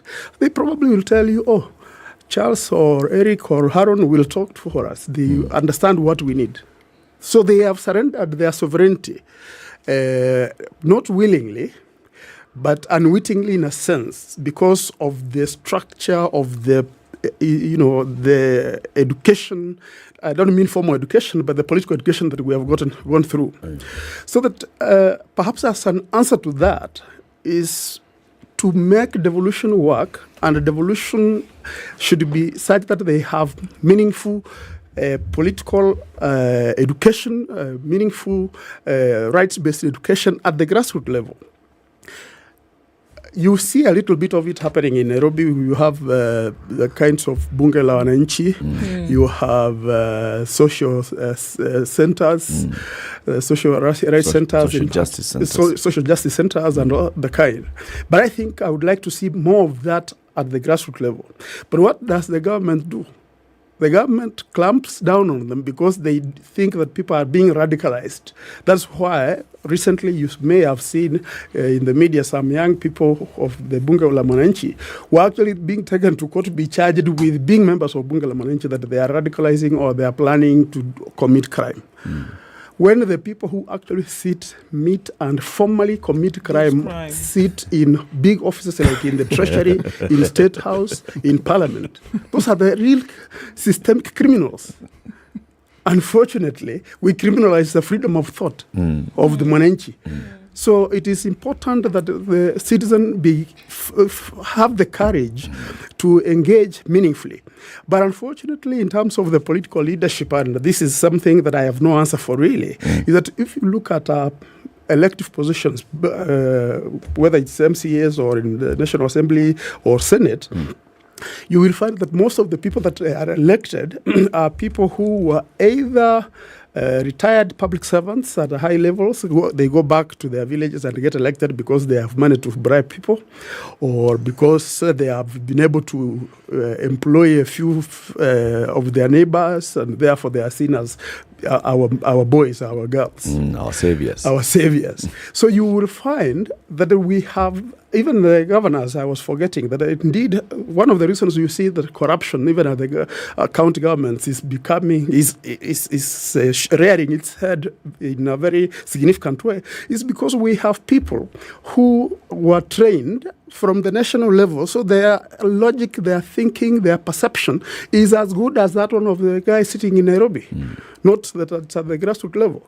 So that's one of the many problems we have. You see people coming to Nairobi, they are themselves apparently elected leaders, but their notion, their understanding, their perception, their planning is elitist completely. Let's take a break on that note. 28 minutes to 8. Kenya's biggest conversation. Harun Ndubi is the co-convener of the Kenya to Itakayo Assembly. He's here. We are talking about dialogue and why dialogue is important for the country and what kind of shape or head or tail this dialogue should actually have. There's a new show on Showmax. Indeed, there is. And as you stay at home and think of something to watch, Showmax has one of the best local dramas in My Second Family, with new exciting episodes every week and a stellar cast, the perfect storyline to keep you glued to your screen. So follow all the drama as the Gatehi Langat families find themselves locked in a tussle over wealth, power and revenge. Sound familiar? The drama starts when a 57-year-old billionaire, Leo Langat, dies suddenly. His secrets come to light, pitting one family against the other. Enjoy the great performances of Ian Bogwa, Nicholas Ndeda, and the rest of the crew, only on Showmax. Sign up for Showmax today at showmax.com and watch whatever you want, whenever you want it, anywhere on any device. Let's take a break, take a look at the weather and traffic. This is the Situation Room, the only way to start your day. Are you looking for your dream home or the perfect plot of land to build on? Look no further than Digger Real Estate, the e-commerce site for all your real estate needs. From cozy apartments to sprawling estates, we have a wide selection of houses for rent and for sale. And if you're looking to build from scratch, we have prime plots of land available for purchase. Don't settle for anything less than your ideal home. Head to realestate.digger.co.ke today to start your search. Digger Real Estate, where your dream home becomes a reality. Can you dig it? I'm sure you're wondering how you can spend less and get more as we approach the Easter period. Well, the Standard Digital e-paper has a solution for you, and it's the half-price Easter special. For all news and entertainment buffs who look for a credible source of information and content they love, well, this one's for you. We're offering you a chance to pay half for the full story and all the extras. Instead of 6,199 Kenya shillings, pay 3,099 Kenya shillings and stay on top of what is happening across the globe. At your own convenience, for less. This incredible offer is valid till 30th April 2023. Subscribe now. Visit epaper.standardmedia.co.ke and enjoy the half-price Easter special. Get the full story all year long. Only with Standard Digital e-paper. Standard Digital e-paper. A drizzle in Nairobi this morning at 16, highs of 23, and we'll see highs of 24 in a sunny Nakuru at 15. It's 15 and sunny in Nyeri, highs of 24, and we'll see highs of 23 in a partly sunny Eldoret at 13. Mostly sunny conditions in Mombasa at 26, and at 26 it's cloudy in Malindi, 20 and sunny in Kisumu, 16 and sunny in Kakamega. Looking into Kampala, it is cloudy at 19 and mostly cloudy at 25 in Dar es Salaam. Temperatures dropping in Joburg Joburg, it's 8 degrees. We'll see highs of 22 today and mostly clear at 27 in Lagos, 23 and mostly clear in Kinshasa, highs of 33 down to lows of 22.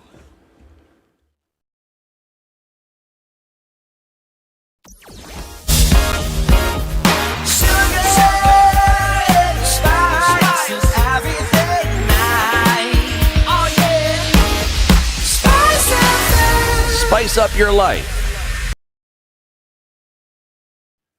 Okay, so now with the rain, we already had a crazy traffic situation in some parts of the city. The rain coming down in some parts is going to slow things significantly. It's bumper to bumper on Outer Ring. We're looking at the same thing happening on the Thika Superhighway.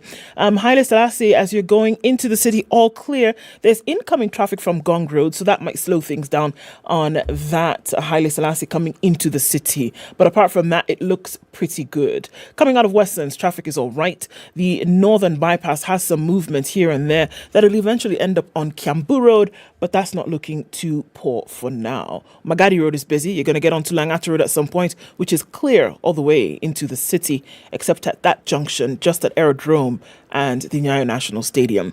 It's manageable this morning. It's busy on North Airport Road leading towards Outer Ring, but apart from that, we can do this. Let's talk on Spice FM KE on Twitter.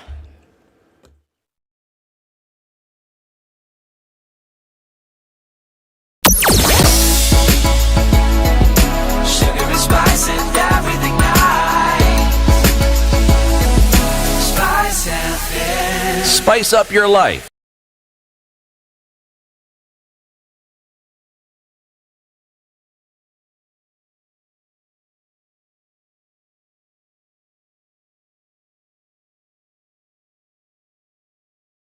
All right, 23 minutes to 8. Our conversation continues with Harun Ndubi, co-convener of the Kenya Tuitakayo Assembly. He's telling us the Kenya Tuitakayo Assembly is basically a coalition of civil society and civic actors to come together and talk about reimagining the Kenya that we'd like, the ideal country that we'd like to have. And it's important to keep having these conversations. Now we are at another moment of conversation, right? So this time we are calling it bipartisan. The president says, let's have bipartisan talks in Parliament. Yesterday, the Azimio leadership said, yes, let's have the bipartisan talks, but let's moving out of Parliament. Let's have it like the Kofi Annan talks of 2008. What do you think of that? Interesting question, because what does bipartisan mean? It really means of two sides. Yep. And who is defining these two sides? It's the politicians. They want to be the ones talking about us as Kenyans. It is important that Kenyans lead that conversation. If the conversation is beginning from the demonstrations that we have seen in the past few weeks, talking about the cost of living and electoral justice. Those are issues that are affect Wanjiku. Those are Wanjiku's issues, and they do not belong to the politicians. The politicians, we must remember, as institutions, whether they are in parliament or not parliament, but let me emphasize more of the ones in parliament. Theirs is to make law. They have been given a mandate to make law so that the law suits what Wanjiku wants. It's not that they are the ones to think for us.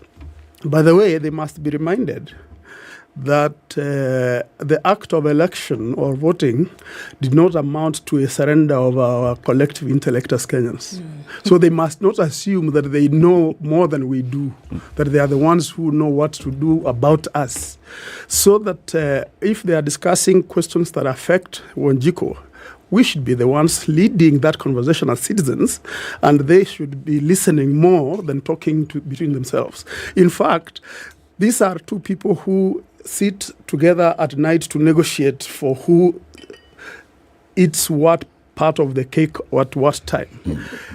But they are not, they exclude the people from whose sweat the cake is baked. So it is important that whether we are calling it bipartisan euphemistically or they mean that it should be held in Parliament, that I think shouldn't be part of the conversation. The conversation about whether they are sharing power or not. This it's a red herring, I think, that Kenyans are being fed with, that some politicians want to trivialize the Wanjiku issues by christening the demands for those issues as a desire for a handshake. It might as well be a desire for a handshake, because I'm not talking on behalf of the Azimio people who have been the ones leading these demonstrations. No, I'm saying probably they have spoken the language of Wanjiku, because people who are hungry it doesn't matter whether they are in Azimio or Kenya Kwanza or other, or partyless. When you are hungry, you want food now. So if there are people talking about how we make this food available, let us have that conversation without necessarily looking at who is speaking for whom. Sorry, I think I'm confusing the point I'm making. That the politicians themselves were elected to go to parliament, but that did not mean that they are the ones to think for us. The second point is that it is important to note that these politicians seem to have betrayed the aspirations that we talked about earlier in the Constitution, and that's why we do not trust them to speak for us. In fact, those politicians, especially if you look at the ones in office now in parliament, whether in Kenya Kwanza or in the opposition, they are themselves interested in sustaining themselves in those positions, and probably interested in getting more power and more privilege. So that if we are going to have a conversation, we must have that conversation involving all of us. Again, reminding me of what Muga asked earlier about what fight should we have. We do not have to have a fiscal fight like we tried to do in 2007 and 8. We now need to have an intellectual or a fight of ideas so that we can have a conversation. That's why we have the right of expression and respect of each other's dignity, so that we can exchange these views without necessarily having to fight. So that now we need to define those questions, whether what kind of society are we truly, and what society do we want to be as Kenyans? What are the things that make this country unequal, so that we can now start dismantling those barriers that are, prohibiting citizens from achieving their full potential, and enacting or providing the ladder for growth of those citizens who need to achieve their potential as well. So that is the conversation we need to have, and that conversation cannot be led by politicians alone. I would like the politicians to understand that they put together as members of parliament or elected leaders, as politicians, they belong to one category of our society, as those who are elected politicians in that institution. So even if they call it by person and they want to talk between themselves, that's basically like you and your wife and children having a conversation in your house. It's the same household. It's the same household that is talking. So we need a conversation where neighbors, and in this case, I mean that the citizens who are neighbors of these politicians, because we have seen how they conduct themselves. Remember, I was asking why they give themselves loans. Why is it that you go and the first thing they ask for? You remember Wetangula, the first statement he made when he was elected speaker was to say, let these new members get loans to buy houses and cars.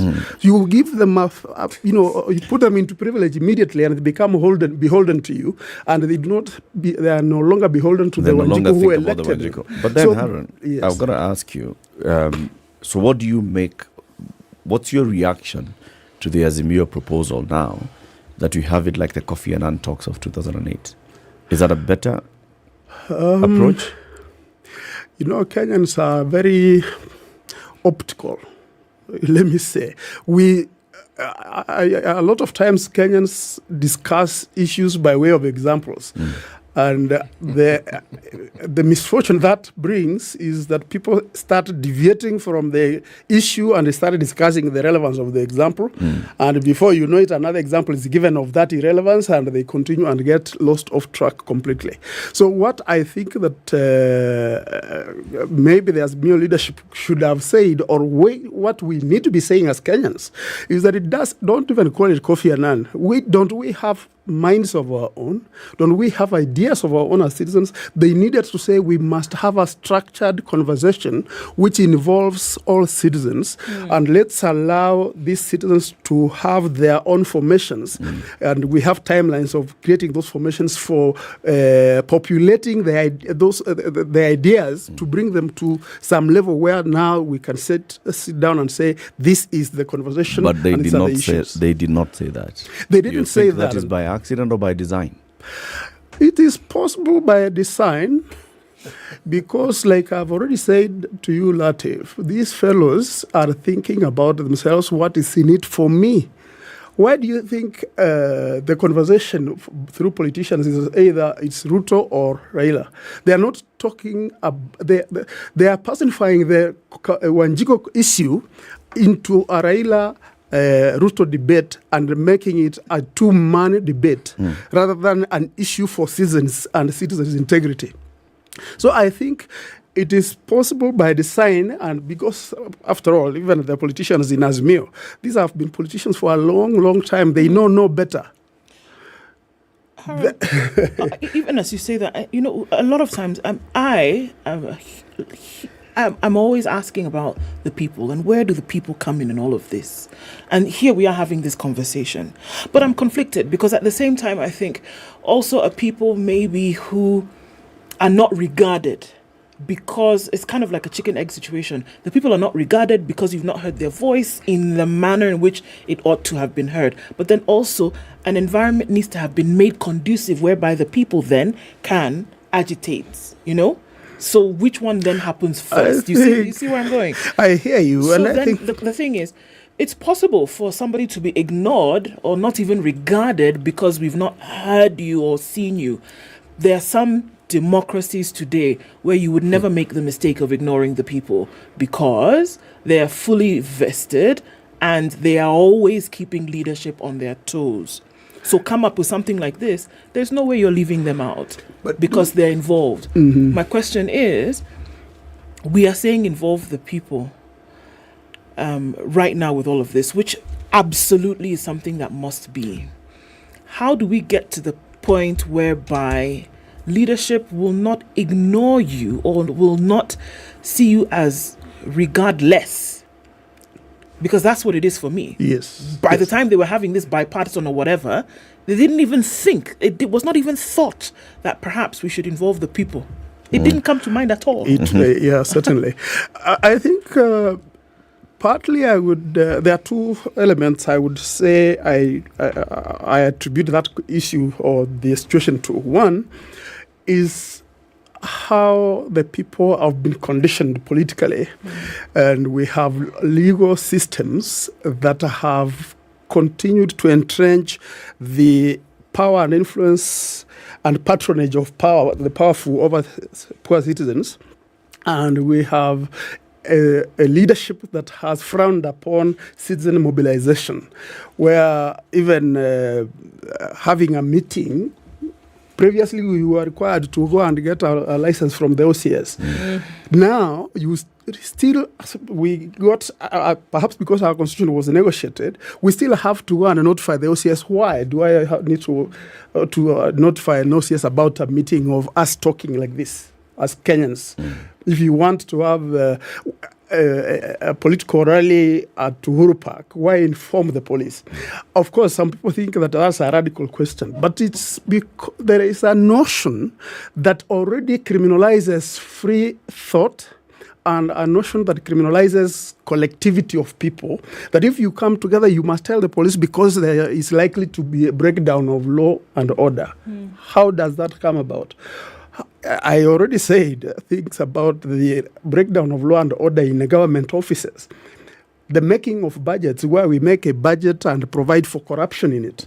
It's a thing that I thought that the EACC should be investigating systematically rather than going, like my friend Ahmed Nasir once said, chasing traffic policemen and counting their teeth to see whether they have swallowed or not, or 20 shilling note. So what I'm saying is that let the people be free. The policemen, by the way, this notion of even going to report to the police is a fallacy because we have an intelligence system The NIS collects intelligence every day, and even the plans that people have, whether it was the Azimios or Kenya Kwanza or UDAs and even myself and others, I know that they know what we think, what we say. So it is improper to cheat Kenyans that you have to inform us that you are planning for a meeting when they already know anyway. So let the people be meeting, let people organize and assert themselves. Remember that conversation was held by it is in the Constitution itself. If you look at the preamble, it talks about the respecting of the people's sovereignty. That's a part in the Constitution, or Chapter 1, I think, that talks about the people expressing their sovereign will either directly or through elected officials. Yeah. So there is a recognition of having a direct expression or conversation of their sovereign will. So this is what we need is having people to be woke, so to speak, if I use that language of Obama, so that people can start having these conversations out there. Should a light switch on? Should there be something that happens? Because there are folks who, for a constitution, it's not written down. It's the Brits. There's no written constitution, but there is that expectation that everybody knows, even if we don't write these things down, we know very well in our minds, whether you're a child in grade school or you're a practicing professional or you're somebody who is in parliament. Everybody has it's a tradition. Thank you. Yes. It's a tradition. It's in your psyche. You know what it is. We know what ought to be protected. We know how people ought to then be able to be communal, to be able to picket, to be able to agitate. And it's accepted across board, and it is expected then that you treat in a certain way and that you also be treated in a certain way. But something happened in order for that state of things to be. Do you think that switch needs to come on in these other democracies that we speak of, like Kenya today? And what would it take to get to that point where folks realize we don't have to write it down, you might as well toss it out the window? It's something you need to have. Yeah, those Brits who don't have a written constitution are the ones who wrote one for us. Yeah. They took us to Lanka Statue and write it for us in their own home, rather than conceding that, okay, you Kenyans have spoken, write your own constitution, do it for yourselves.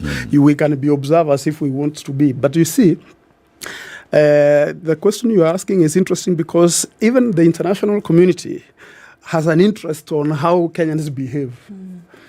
The international community is the greatest, especially the big 4-5 political formations, are the ones that are happy with the kind of leadership Kenyans have because they are the greater beneficiaries. Look at our own elections.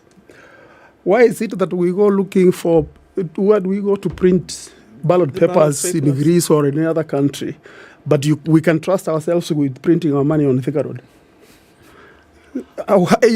These are the fellows who are extracting our minerals and taking them to their countries to use. We have, is it called titanium in the coast? Yes.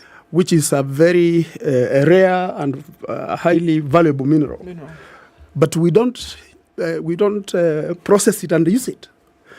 It is sold, and what Kenyans are getting is called royalties. You get royalties of a product on your soil, in your soil. They even get it. If they do. If they do.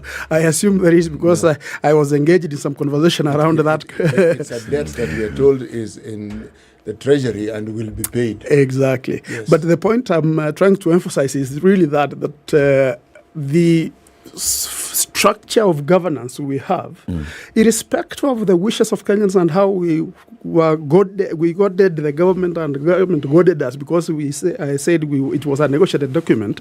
So we agreed that this is how we want to live and live together as Kenyans. Yeah. But the structures that are up there, the elite structures, do not permit for the right of expression adequately. You will find people are giving acres of airtime, not the media, but even our leaders, whether they're church or faith-based leaders or politicians, to discussing a very trivial question of LGBTQ rights, especially the judgment of the Supreme Court. Yet, they cannot engage in a conversation of the structure of government or governance that we need to have in a country where everybody feels dignified, everybody is valued. You go to the Supreme Court. I don't want to be legalistic because that I do when I'm in court. But you find there was a very interesting decision that the Supreme Court made that people have forgotten. In 2013, there were about 3 petitions that were filed, but of course the media and everybody focused on the Raila petition. But a fellow called Moses Kuria and Dennis Itumbi and a third person I forget had filed a petition which was upheld by the Supreme Court in a most unfortunate way, I think. What happened was this. The Constitution says a person to be elected president must qualify, must have obtained 50% plus one and 25% from a certain number of counties. Half of the counties. But the 50% plus one of the votes cast. Itumbi and Moses Kuria went to court and said, no, spoiled ballots are not votes cast. Or the ones that are called stray ballots, where you might find you have put the president's ballot in a different box. So the right of expression of that voter who might have been illiterate or for any reason made a mistake, that expression of his wish or being part of the population of voters was completely discarded by the Supreme Court. The Supreme Court said here, so if the vote is improper, it is therefore not cast. So we are now talking about 50%. But how do we know it is improper if it wasn't cast? That is the question. We made that argument in court. We were beaten by the Supreme Court. It said no.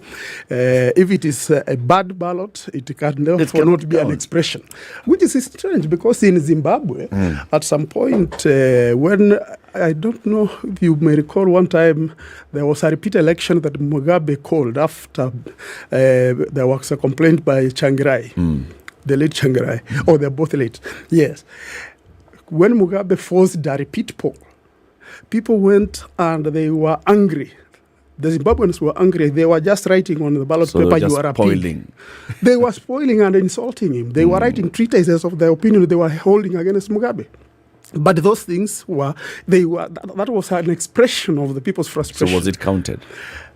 Well, I don't know what the point I'm trying to make is that that is an expression. The right to express yourself whichever way is a right that should not be taken away by the courts.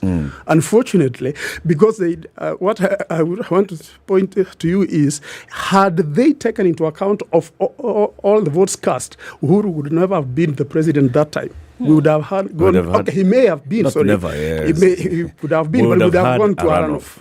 Yes.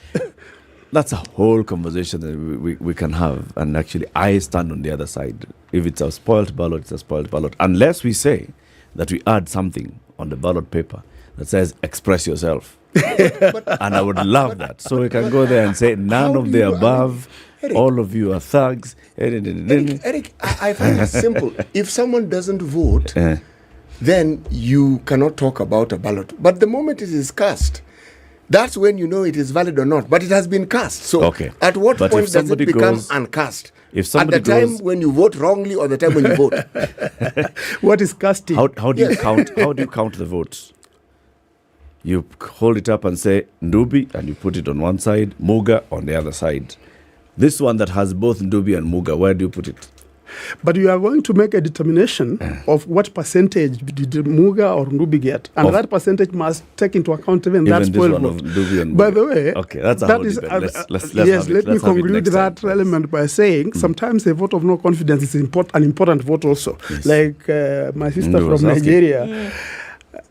What happened in the last election in Nigeria was basically a vote of no confidence because out of 93 million registered voters, you have only 8 million voting. Yes. It's a vote of no confidence. Yep. Exactly. Yep, they should count. 8 a.m. Harun Ndubi is the co-convener of the Kenya to Itakayo Assembly. Keep it here for more conversations. Good morning.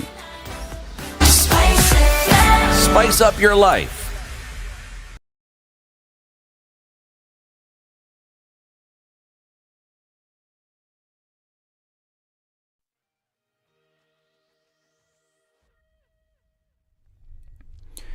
Good morning, this is Newswire. I'm Dennis Aseto.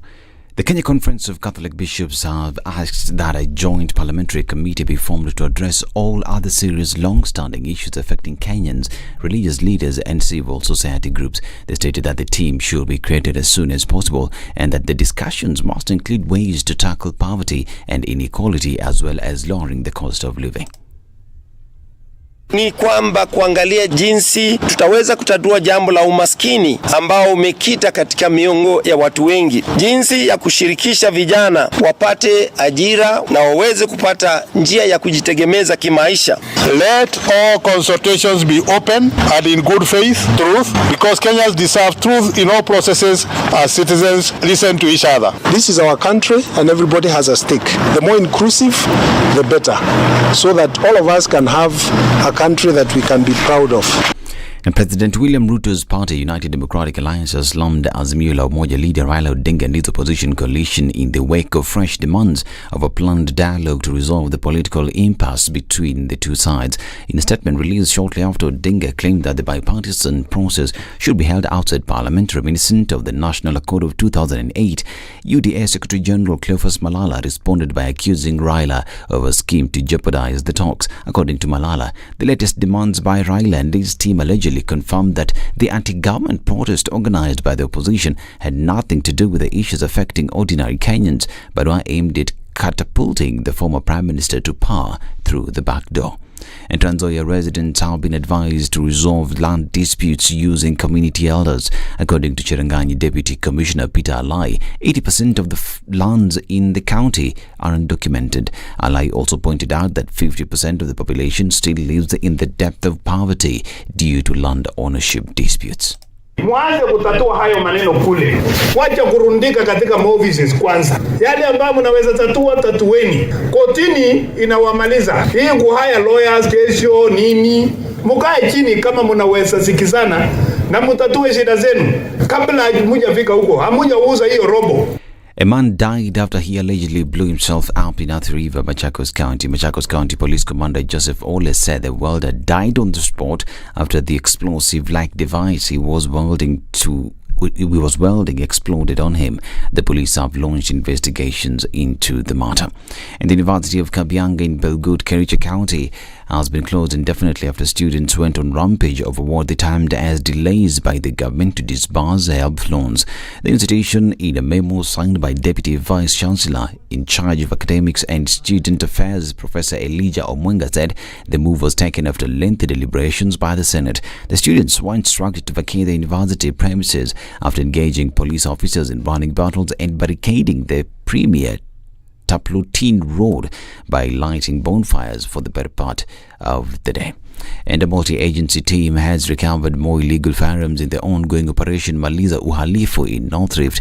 The two AK-47 rifles were recovered at Nachole and Marti villages in Samburu, North Sub-County. The security team has said that the ongoing operation has continued to record success as the team tightens its operations to return to the situation to normalcy. The multi-agency security team, in addition, successfully recovered two more illegal firearms.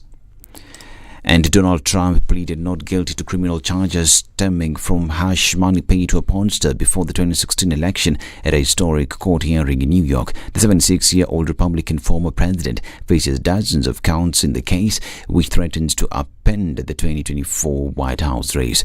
Trump becomes the first American president to be arrested on criminal charges in extraordinary scenes playing out amid tight security and a global media frenzy.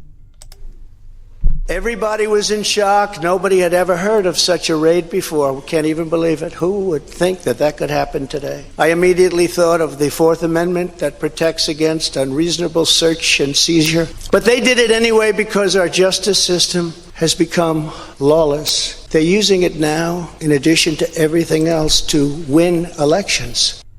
And Finland has formally joined NATO, its flag unfurling outside the military bloc's Brussels headquarters in a historic policy shift brought on by Russia's invasion of Ukraine, drawing a threat from Moscow's of countermeasures. This is Newswire. Dennis Aseto. Good morning.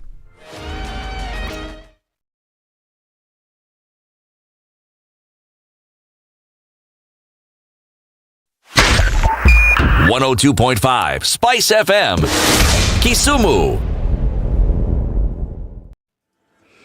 All right, it's heavy on North Airport Road. There's traffic coming in from the Cabanas station and it's going out towards North Airport. Heavy then going towards the Eastern Bypass. Outer Ring is going to take off a lot of that pressure and there's traffic then going out towards the Thika Superhighway. So to watch out for that, there's also traffic that flows over through. So we're looking at between the Allsops Junction and the Pangani Underpass. It's bumper to bumper and all levels of crazy. On the Northern Bypass, there's some traffic then coming in. It will spill over to Kiambu Road. It's not looking too bad coming off of Wayaki Way, and James Gishore is not doing too poorly right now either. A little bit of traffic coming off Naivasha Road, Gitanga Road, and then well towards James Gishore, but it's all manageable for now. Traffic hour proper is where we are now. Looks like Wednesday. We've got a handle on it. Let's talk, guys, on Spice FM KE on Twitter in an attempt to keep things moving this morning.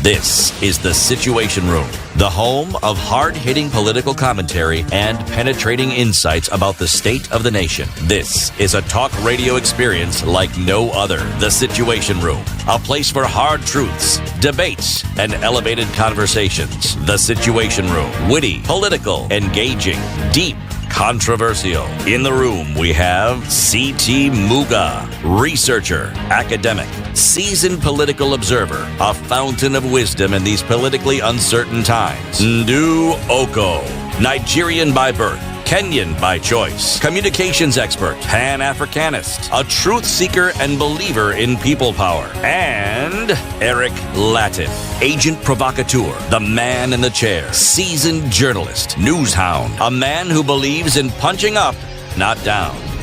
This is the Situation Room, the only way. Conversation continues, and as conversations continue in the studio today, conversations also continue at Safari Park Hotel, where since Monday, players in the justice sector have been meeting. We are talking about jurists, civic organizations, the academia, judges, magistrates, and others to talk about greening the judiciaries across Africa. So these delegates coming from across Africa meeting at the Safari Park Hotel in Nairobi, including at least 20 chief justices from the continent to discuss how judiciaries can best prepare and arm themselves to deal with cases that may emanate from issues of climate change, environmental degradation, or such other complaints in whatever level of the courts they go to.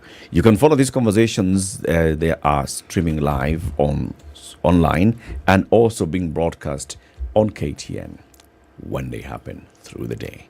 We want to talk about now what's happening to those schools in Western Kenya, particularly in Kakamega County, and we've seen that another school now was shut down yesterday and students were told to go home as many were hospitalized. Butere Boys High School, following what had happened earlier where Mukumu girls students were hospitalized, some have died, and the school had to be shut down. To have this conversation with us in disaster preparedness and response, looking at these two cases as a case, is Edward Onyonyi. Edward is a chairperson of the Disaster Risk Reduction Network for African Journalists. Chairperson, Disaster Risk Reduction Network for African Journalists, DRAJ. Edward, good morning. Good morning. It's a long title for an organization. Quite long, but we were formed because of the whole international strategy on disaster risk reduction.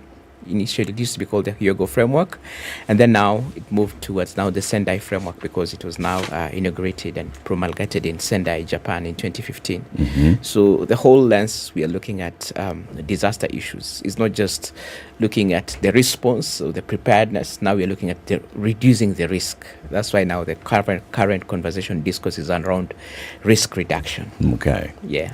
We shall continue with that, and you will tell us what kind of data you collect and what you look at, as we also look at these two schools in Kenya as case studies. But to welcome you to the conversation, Bwanamuga has a proverb. It's from Congo, Brazzaville. Yes, it is. A cat goes to a monastery, but she still remains a cat. A cat goes to a monastery, but still remains a cat. Edward, what's that? I think it's just like you can change the behavior. Once a cat, always a cat. Yeah. So like you have a common theme this week with these proverbs from Congo City. Yesterday's, once bald-headed, you're always bald-headed. That is true. The themes from Congo that I have selected seem to have a common theme. Yes. In fact, as you say it, it's true. I looked at some of these and I was wondering, goodness, there's a lot of similarity here. If I read some of the other ones that I looked at, some I wouldn't dare say on open air. I would just read and leave it to myself and say, okay, I have heard you have spoken, and I will leave it at that. Leave it at that. Yes. So your interpretation is you remain unchanged. Yeah. Okay. So as journalists who are then looking at disaster risk and reduction, what do you do? This is as journalists in this network. So these are reporters who now taking a specialized view of how man-made natural disasters actually are happening in our continent, and at the same time providing a level of early warning and helping the discourse to reach local communities. The challenge is that the disaster conversation has largely been scientific and technical, and so local communities are having a challenge. At the same time, it has actually been very much Western-centric. And so the literature, you look at it, it's so much about tornadoes, typhoons, and things which we do not relate to in the continent, whereby our typical disasters are school fires, road traffic accidents are the highest in the continent. You're looking at building issues with oil spillage, building collapsing. So we needed a very a new platform for how to have these conversations and actually downstep it, not just from the technical scientific, but also look at local languages and how vernacular conversations can take place, because that is typically who we are in this continent. If your mother calls you Eric, most likely you'll stop doing English and just switch to your mother tongue. It so happens instantaneously in most of our spaces. So we needed also that conversation to go to that space, and so that our African communities can benefit from this conversation. So then, specific now, let's get into schools, because you've said some of the things that we see, those disasters that happen in schools. Yeah. We had the Precious, what was it called? Sacred Heart. The Sacred Heart Academy in Riruta. And what happened? No, not Sacred Heart. It was Precious in Riruta. The school the school the building collapsed 2020. 2019, sorry. And it led to Professor Magoha saying, halt, let's review all the schools across the country. Let's see what's happening. And it ended up, shutting several schools down. Now we are seeing this happening in terms of health scares in schools that are actually leading to death and closure of schools and hospitalization of children. Are those what we should classify as our local disasters? Yes, but I'll just take you back to 1991, St. Kizito. That was more or less like the first incident, you know. And then, of course, you look at that was a case of, boys crossing over, and it was rape, it was arson, Arson has been the biggest, Changuli fire, you're talking about Bambolulu, Mazeras, a lot of documentation you find within schools have actually been within school fires. In fact, 2001 was one of the worst years because you had almost around 184 cases of school fires. Our challenge has been that you have the school fires issue being collated to a discipline issue. Yet it's actually a case whereby we have not prepared the schools to handle even fires. The kind of mattresses we are allowing the students to buy are actually just flammable, and yet there are options for non-flammable. The paint we use in the schools, in the walls, they're flammable paints. They're not non-flammable paints. So where you're putting your fire engines and actually your extinguishers, the access points. So yes, we might want to take it as a discipline issue, but the idea is that these are just actually death traps. Schools have not been built to be safe. Schools have just been built to be like dormitories whereby students learn, and we don't prepare for that disaster. So you're looking at the arson issues. You're also looking at issues to do with now the health scares, which are there because in populated schools where you're having 2,500 students at a minimum because government is so excited about 100% transition, no one is looking at even the cases of health. You have one nurse, a nurse who is not well trained or even updated in terms of the school. We are expecting at least to have at least a clinical officer or even a medical officer, but that's not the case. And so what happens is that take a painkiller and go.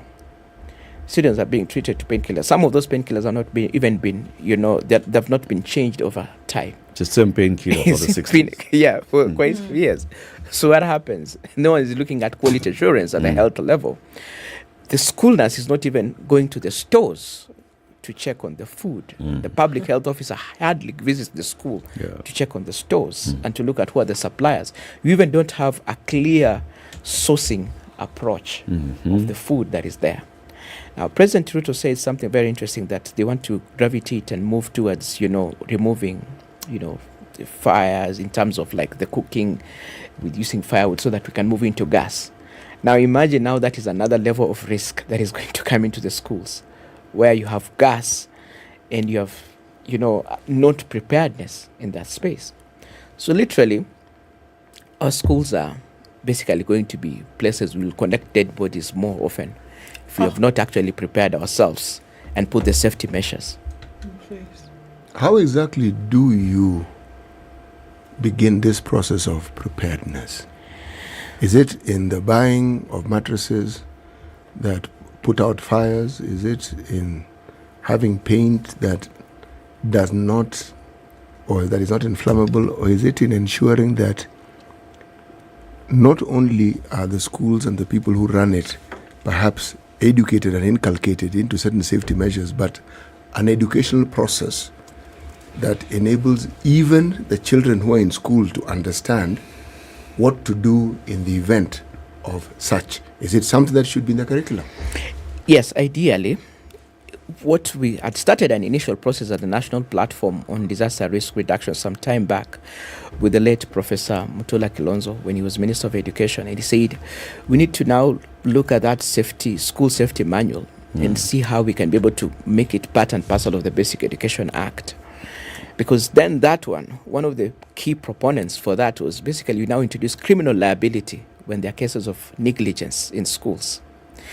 Professor Mutula Kilonzo, the late, was very clear that even the petrol has a value chain. It doesn't just land in the school. And there's an adult in the process. So let's get the adult culpable. And once we get the adult culpable, it will bring better deterrence. Because right now, for all the school fires you've talked about and the disasters, no one has been taken to court. No one has ever. We assume it's an act of God. Yeah. We just let it go. It's a laissez-faire situation. And parents are mourning. And you see where cases whereby a child, for example, becomes sick, utterly sick to the point of almost it's very critical. Then now the school says we are releasing now this child to go home just to go and die. It's a case of negligence. Or when they're dead, Edward. Yes. Because this is what we see. This is what we've seen. If we're looking at the present case, for example, 3 girls are dead. Yeah. This is it. And we've got 250 almost who are in hospital. And for me, that's where the alarm is. That how is it possible that 250 girls are admitted in school, in hospital from one school in 7 days, and nobody is really concerned about it until 3 of them die? And does it have to get to the point of death then for us to say, because they did not die from something else aside from the symptoms that these other 250 are suffering from? Yes. So it is this same illness that has killed these 3. The possibility of more dying is a very real and present danger. How does it get to that point? There's obviously something wrong there. Not only that, last year, the school head herself admitted that the same thing happened around the same time. They didn't get results. Nobody was really worried about it. Okay, it has happened again. So I agree. The laissez-faire attitude is just the same thing. Like, okay, well, we'll be fine. They'll be treated. They'll get out of hospital. But not really. 3 have died. Do they have to They don't have to, but the challenge is that we have also glorified these school principals, and nowadays we call them chief principals of national schools, and they move around as semi-gods. Parents cannot talk to them. Parents cannot even access them.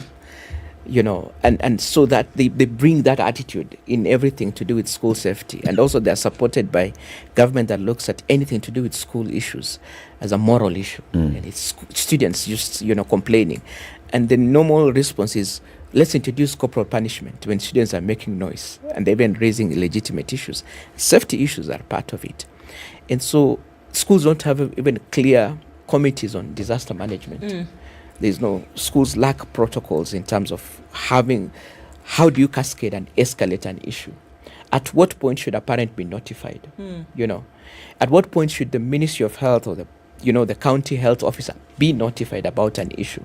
So they don't have a critical incidents process and protocol that can actually be able to activate and even contain an issue.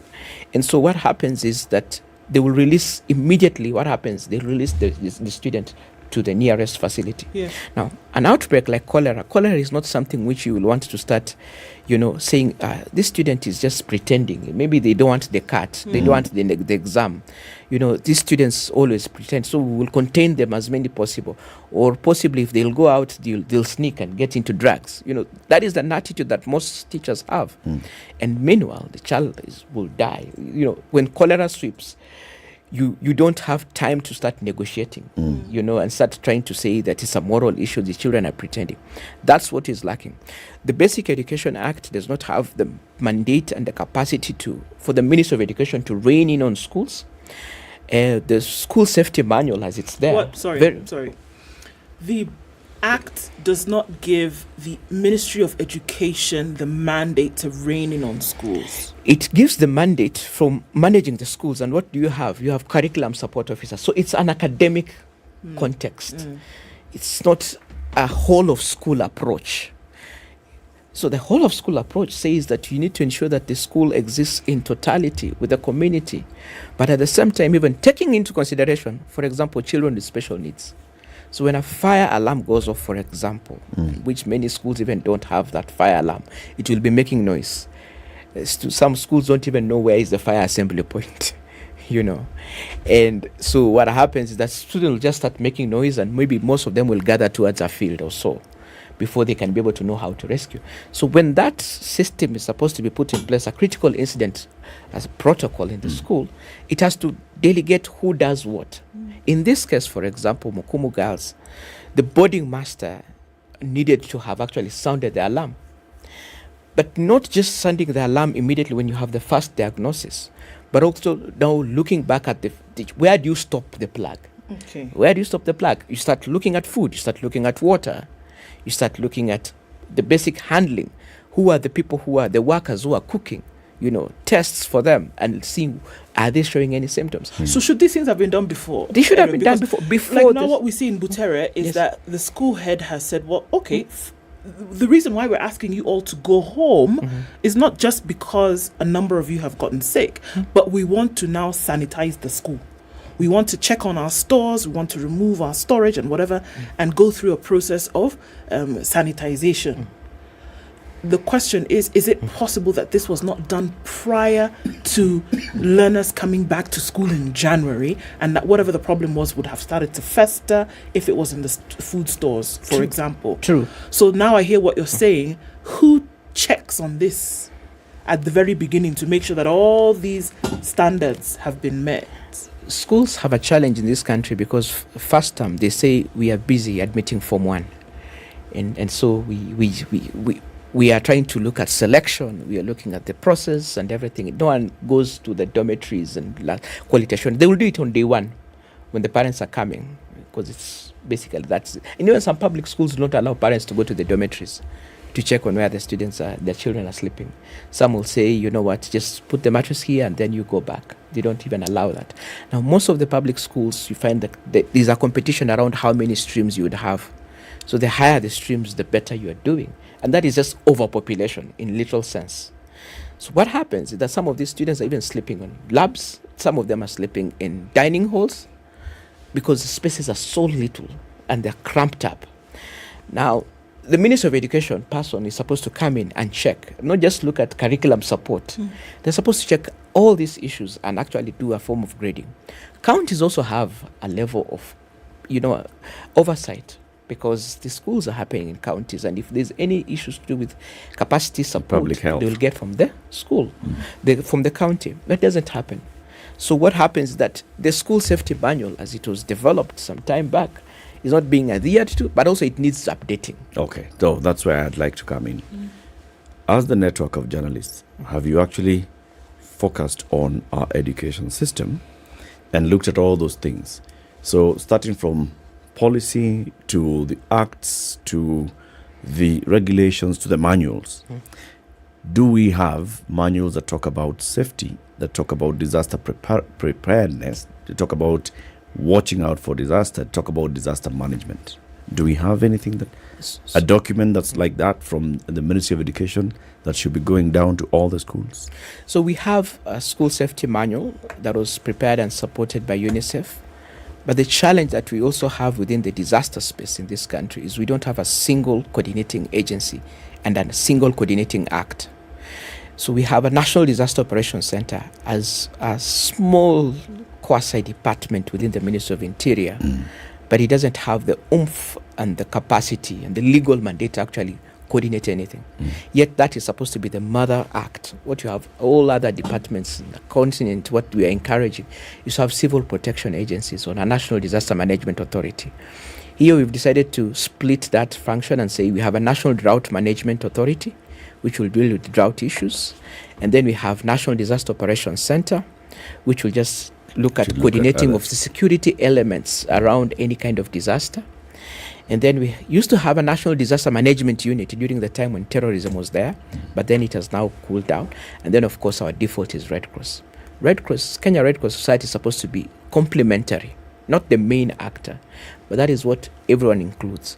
Private schools will tell you they will take arrangements with Red Cross, Kenya Red Cross Society, to support them. Back to the manual. For public, Edward. Yes. What does the manual say? The manual... Because the manual is this book from the ministry. Yes. That says this is how all our schools should have. Yes. This is what, in terms of public safety and disaster and all, it'll also talk about, I expect, talk about the buildings. This is how much you shall have space for exit. This is how you shall create exits in the event of fire. This is how the alarm system shall be sounded. This is how the response shall be conducted. That manual exists. There's a manual there, and that manual is very clear on issues to do with, that time they were talking about, the spacing and the sizing of grills, for example, remove metal grills. It said, after how many meters you need to put like a fire extinguisher, and which fire extinguisher you should be able to put that way. The challenge with that manual is that it has been outdated. It has been passed how by time. old is it? I think it was passed around 2005. Okay. In that manual, if you look at it, it is not conversant of the present times. Like right now, we are talking about... What is outdated, for example, in that? During that time, we used to have special education schools. Right now, we're talking about whole school approach. So we are saying even children with disabilities will study with other learners for purposes of inclusion, so that they're not discriminated. Number two, you look at it in terms of the school population has exceeded. The school population that time was 700 children. Right now, we're talking about schools with almost 1,500, 2,500, population-wise. Then most of the schools, in terms of the spaces, they were saying that they had the ability and the luxury of space. Now we are talking about schools which are talking about high-rise buildings. High-rise buildings are coming in, and they'll tell But doesn't that show you that those things were happening without following the manual? Yes, and there was no compliance check. So it's not that the manual is outdated. The manual is still in effect, basically, because the manual is saying that you should have X number of students within this space, and within that space you shall provide this kind of air, this kind of exits, this kind of grill, this kind of lights to come in, right? Yes. So the manual is not outdated. It is... Yeah, it's not reflected. It's that it was ignored. Yes, it was ignored. It was not put as a check and a mandatory check when the Ministry of Education is doing, safety or any kind of visits or inspections, because Ministry of Education comes in and says, Even if Kenya National Examination Council, they're going to do checks around schools before KCP and KCSE. They don't look at safety issues. It's not something which they score against. So you know this for a fact. Yes, I know this for a fact because it's all about the academic aspect that he's looking at, not necessarily the safety aspect. Until an incident like this happens in Mukomu, like the time when I think 2 years ago when there was a building that collapsed in Kakamega, and they said, you know what, we need to look at even how these schools, some of them, they have old latrines. They're sinking right now. So we need to check on how these schools are done. But there is no one who will go in, especially the county person who is in charge of public works, and going towards schools and checking how these buildings are coming up. Is not doing due diligence. Edward, you know this for a fact? I know this for a fact because we've been trying to move around schools, and not just within the country, across the continent. Like remember, like in Nigeria, for example, there's a case whereby we had the Chibok girls, kidnapping issue, and we said in Nigeria, together with the National Emergency Management Agency, we looked at how do you protect schools? What are the compounds? What are the fences? What is the kind of boundaries you put in schools? Do you put soldiers in schools in high-risk areas or not? So these are data we have been collecting across the continent. I want to ask again, yes. Because what you're saying and what you're alleging here is actually a very serious issue. Yes. You're saying that the people who are charged with inspecting schools are not looking at safety. They are focusing on academic. They are saying, how many students do you have in this? Have they registered for KCP? Have they registered for KCSE? That's what they're focusing on. You're saying they're not looking at the quality of the buildings, the quality of the structures. They're not looking at the size of the kitchen, the people who are working in the kitchen, the health protocols, the safety protocols in that school. And you're saying you know this for a fact. Yes, I know this for a fact because what you have curriculum support officers.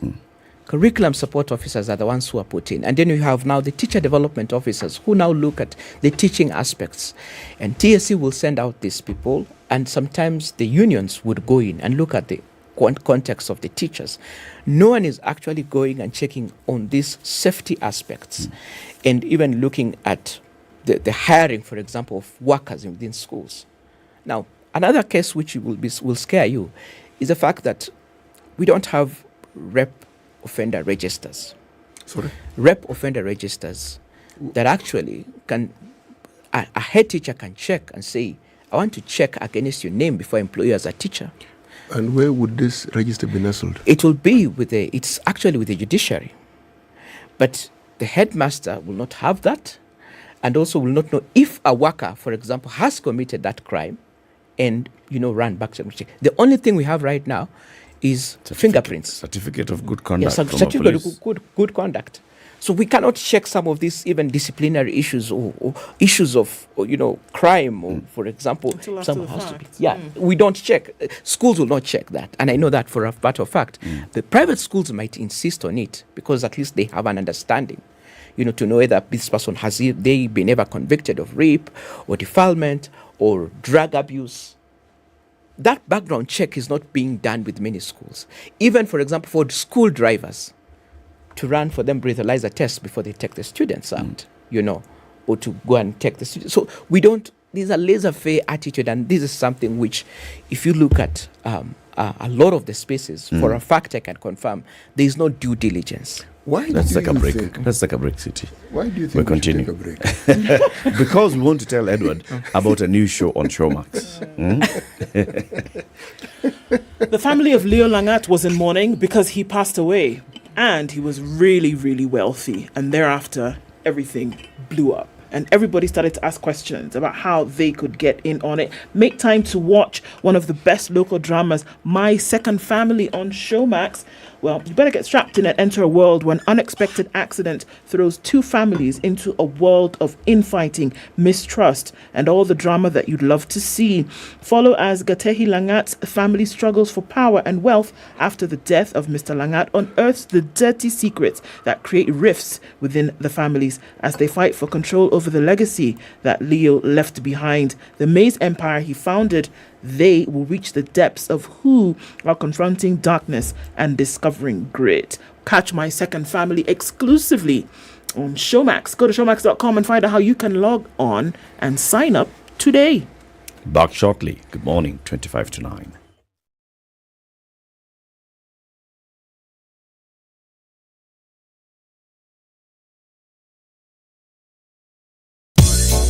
London Mulwa DJ Absolute. When the gang is together. Got the sugar, got the spice. Yorada. Yes. I have missed you like hot hamburgers. Yeah? Like hot hamburgers. You know, bad boys give more money than you can count. Hey, bad boys give more money than you can count. If it's fun, it's funky, it's fresh, you're definitely going to catch it here. I don't know what you do every day from 11 a.m. to 3 o'clock, but if I were you, I'd tune in to Sugar and Spice only on 94.4 Spice FM, Nairobi. So if you say it's on, then it's on. Yeah. Partly sunny conditions in Nairobi, highs of 23. We'll see highs of 24 in a sunny Nakuru and 16 and partly sunny in Nyeri.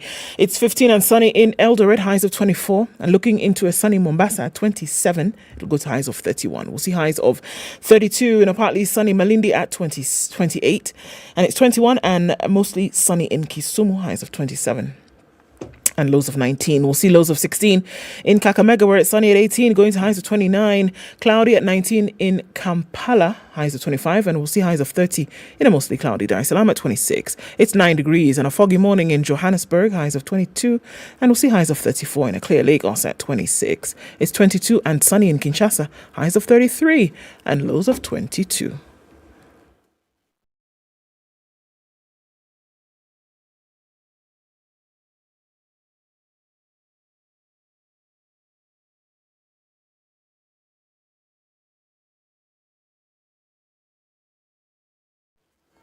All right, so still looking at traffic in different parts of the city this morning. Pretty busy coming off the Thika Superhighway still, but not as bad as it was in earlier minutes. It's busy coming off of North Airport Road, going towards Outer Ring, and then also in the other direction towards the Eastern Bypass. Not so bad coming off of Kiambu Road, so yes, good for that. Waiyaki Way, busy here and there, especially once you're trying to join the expressway from that Westlands point and then going out towards Chiromo. So, a lot of activity happening right there. So it's causing traffic that's tailed back way past the junction going towards the Sarit Center. So let's look out for that, just in case you're heading in that direction. Apart from that, it's all manageable from what we can see. But let's check back in about half hour. Spice FM KE on Twitter.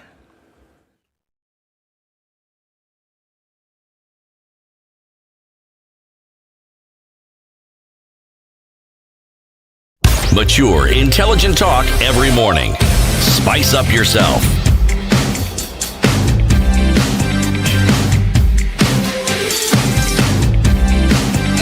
Mornings done right. 94.4. It's to 9. The conversation continues with Edward Wanyonyi. He is the chairperson of the Disaster Risk Reduction Network for African Journalists, CT. I forgot no down to ask. Anyway, what I want to ask you was this.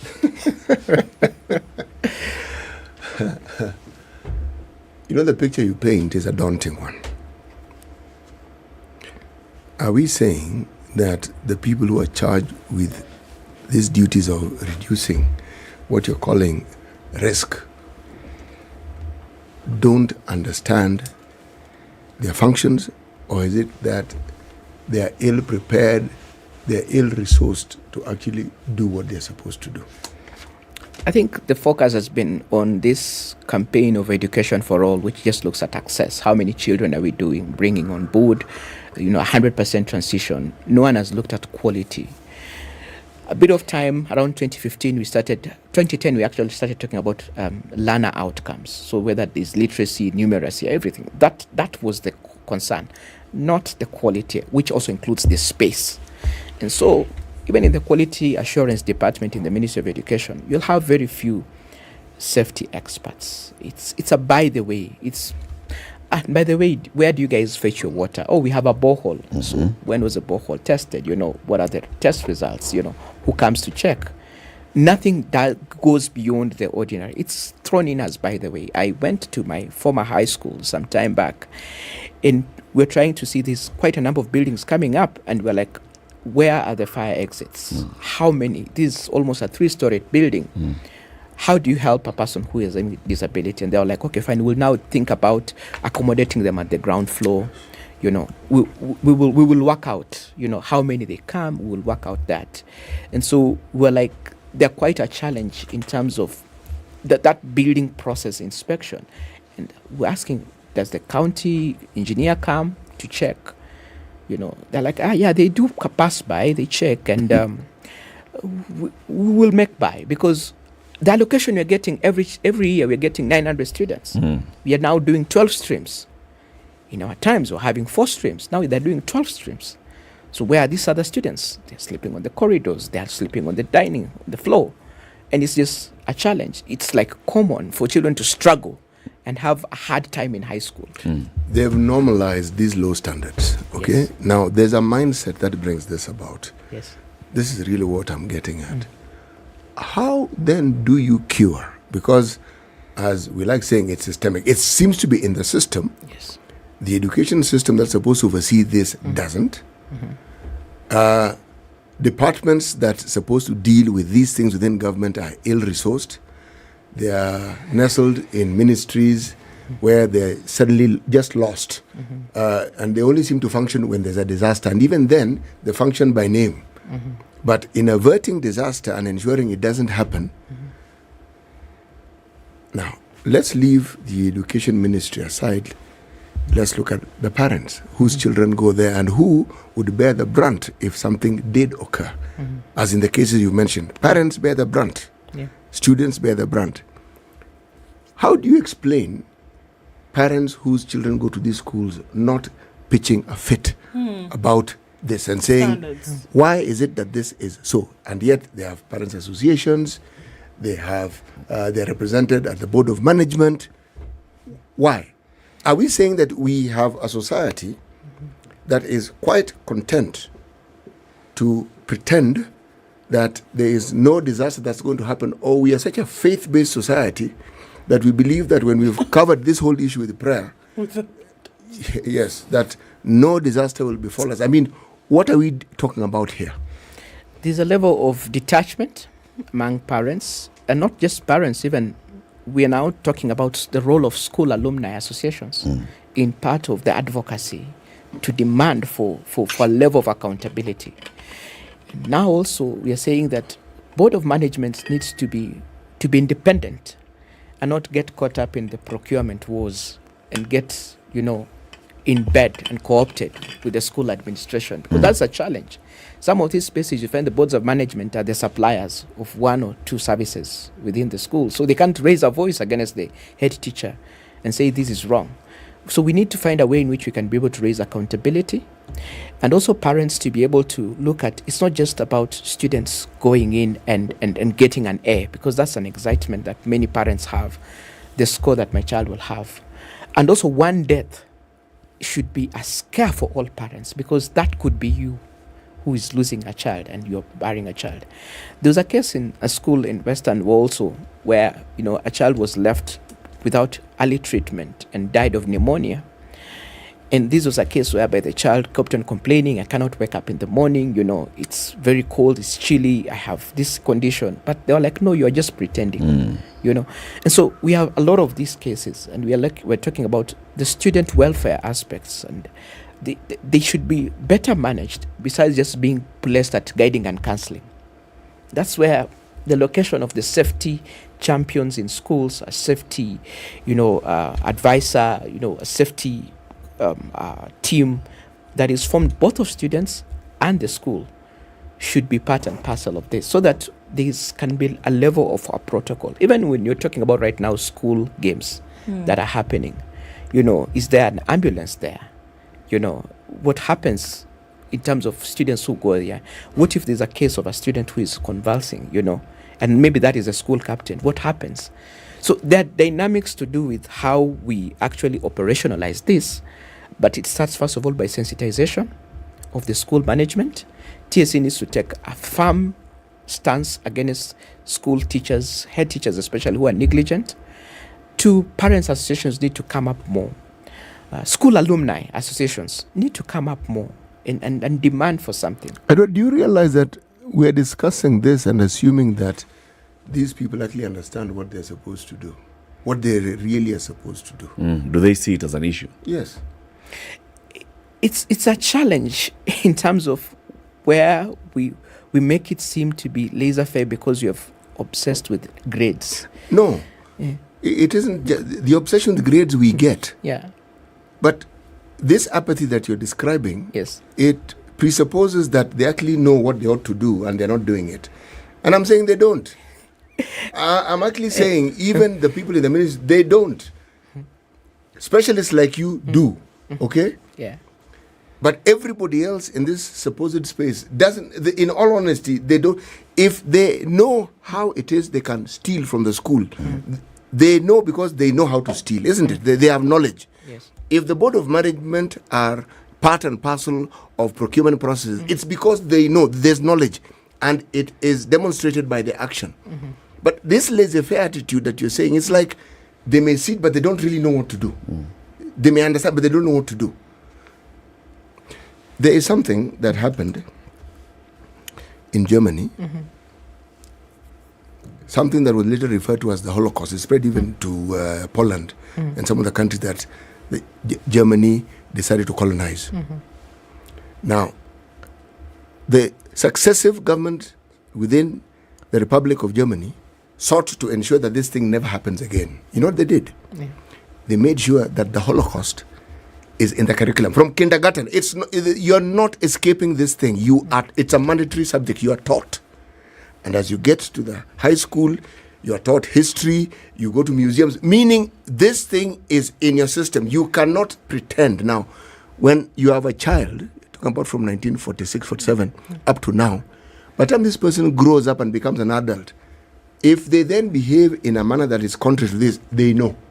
They cannot say, how do I know 1 + 1? Because I was taught. Do we teach this 1 + 1 about this very important subject? Do people even know? Because if parents can't challenge, if students were taught, don't you think they would be able to challenge their teachers? Yeah, Kenya Red Cross Society has been pushing for, a better, enhanced kind of curriculum around first aid issues within the schools. Why are the Red Cross pushing the agenda? Why the Red Cross? I'm not saying they shouldn't. Because they are the experts. They may be the experts, but then are they the only experts? Ideally, it should be, fronted. That's why we're saying if you lack a national disaster management authority that can actually be able to put in place a stronger framework, then what happens is that it's left hanging. No one is going to talk about it. So there is no one who is doing. Even there's a time we're pushing Ministry of Education to say, can we have a national safety week? Like just 1 week in a school calendar where just the Monday to Friday schools are just doing safety issues, awareness and everything. But then they say that is being done by guiding and counseling. They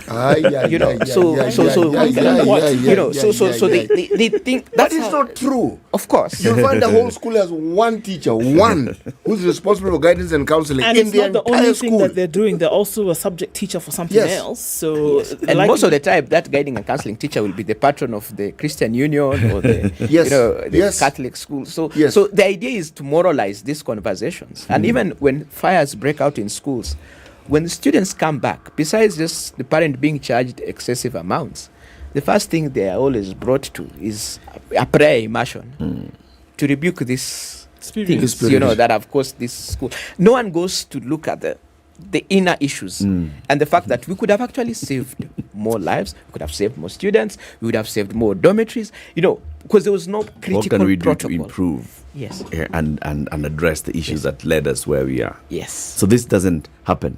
Yeah. What happened in that 2020 when the Ministry of Education embarked on a national inspection of schools? The challenge is that it was hijacked by the CBC conversation to see how much classrooms we can get, we can expand. Then it became a procurement issue in terms of how many desks and so to accommodate. So both secondary schools were looking at getting expansions and, government capitation for that. So it became an issue to do with CBC. It did not become an issue to do with internal issues. After Garissa, the ministry response was, do we have to start putting metal scanners in university accessways? And it always, the safety conversation always switches towards either a moral or a commercial. It doesn't look at attitudinal, behavioral, and where we can hold accountable the school management in terms of have you done X, Y, Z? And that's why the county education officers need to do more. They need to be accountable more. You know we have a problem here. Yes. It's a really serious problem. Even as you talk about that, some of the, emerging conversations yesterday, I mean, even from Monday when we saw this case, the first case from school, and then now seeing Butere happening yesterday, the first conversation started already to be at the county level that somebody then must be held responsible. And we're talking about prosecutorial issues here. Yes. That if you see that as a result of your negligence, 1, 2, 3 has happened, the only thing to do thereafter is to hold you accountable because we're now on the verge of criminality. And that's why Mutula Kilonzo, the late, you're saying, I will hold everyone in that chain process accountable. But then you see... But it starts with then the CS himself. Yes, because he has not put in a policy on safety in schools. Yes. Because, I mean, if you go to the local school principal and say, we are holding you accountable, headmistress of Mukumu girls, because of what has happened, and okay, so what was I supposed to do? Yeah. Show me what I was supposed to do that I did not do. But here you are. Do you remember? I remember... I mean, at that time, I took issue with the late CS, Magoha, when he spoke to a gentleman on a council in a certain manner, when it was over an issue that was supposed to have been done, and it was still, okay, we're schmoozing about, we're planning, and he said, no, don't be an idiot. This thing is actually supposed to be done. I don't want to hear how you're planning to do, because it's a matter really of life and death. Should be done. It should be done. Yes. And should be sure that because you say it has been done, we should all then believe that it has been done, and we will not have a situation whereby 244 children are in hospital and 3 of them are dead. It should not be. So is this the same kind of attitude that we are seeing? And then is it not a blatant, open, clear-cut case for prosecution? Yes, it should be clear-cut so that there's a level of deterrence. And not only just deterrence, now we are saying parents should take the stance. And when you're going for your annual general meeting in the schools, raise these issues. School alumni associations should raise these issues so that there is heat from all sides. Otherwise, what will happen, we will get another death and then we'll just let it slide and then many will increase. So the challenge is that we are saying that the issue comes up, but then no one picks it up. We don't have a champion of safety in the Ministry of Education. No one runs with it. Yeah. Edward, there's somebody with a syringe here and they want to inject you with a dose of reality. Onyango Odayo says, good morning. It's very interesting to listen to people who live in utopia and attempt to bring utopic supposition into a public high school space. Please. When you're done, cost the suggestions and weigh them against the source of high school funds. Okay? We are all struggling, even schools. I think for me, the question of saying that capitation, is less. Yes, I accept it, but I think there are issues to do with attitude, not just costing. Then the issues to do with attitude, not costing per se, and in acting right at home. Even I would just challenge Onyango to say at home, at his home, if there is a risk. If he has built, for example, a latrine that is about to sink, he will find ways to actually deal with it and move out or do something. So there is attitude issues first before when you come to the resourcing. We are not saying that now we are going to put a mandatory and say now you have to have X number of fire alarms and engines per school and ambulances. No. We're just saying that there are basic issues, like before a school opens, is there a checklist that they have to go through for purposes of just confirming that this is there? Is there a designated safety champion in the school? Let me ask the question. Some of the old national schools which have a really strong alumni, do you ever hear of these schools having these problems? Ever? Some of the big national schools? Yes. Well... No, you do not. You do not. Well, some of the big schools, one big school in Nairobi had a fire incident a couple of years ago. A fire. Students died. Yes, they did. Okay? Yes. And it was all because of the lack of proper safety measures. Yes, and 1 or 2 or 3 students were charged. Yes. There's a young lady who was charged when she was a minor, and the issue went up until she was an adult. Now she was in court being charged as an adult. Now. What does it point to? What ought to have been done This punitive, yes, I'm not saying one shouldn't go through the court system, but it's not the only way to deal with these things. It can't be that every time there is a disaster, yes, there's a legal process must be followed, but all you think is once things have gone to court, you've resolved the matter. You haven't. You haven't.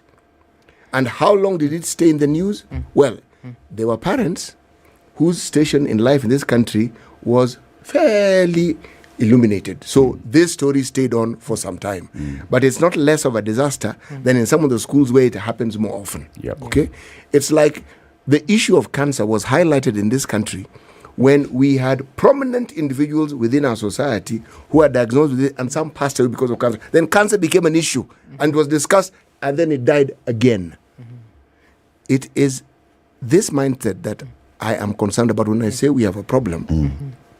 Because some of these things are not really expensive. And you're right. It's a question of the attitude and the mind. Yes. You see it in the roads that we build.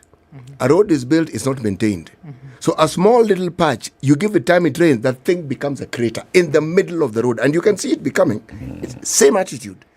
And yet there are people who are paid a salary to ensure that that doesn't happen. And they have the means to.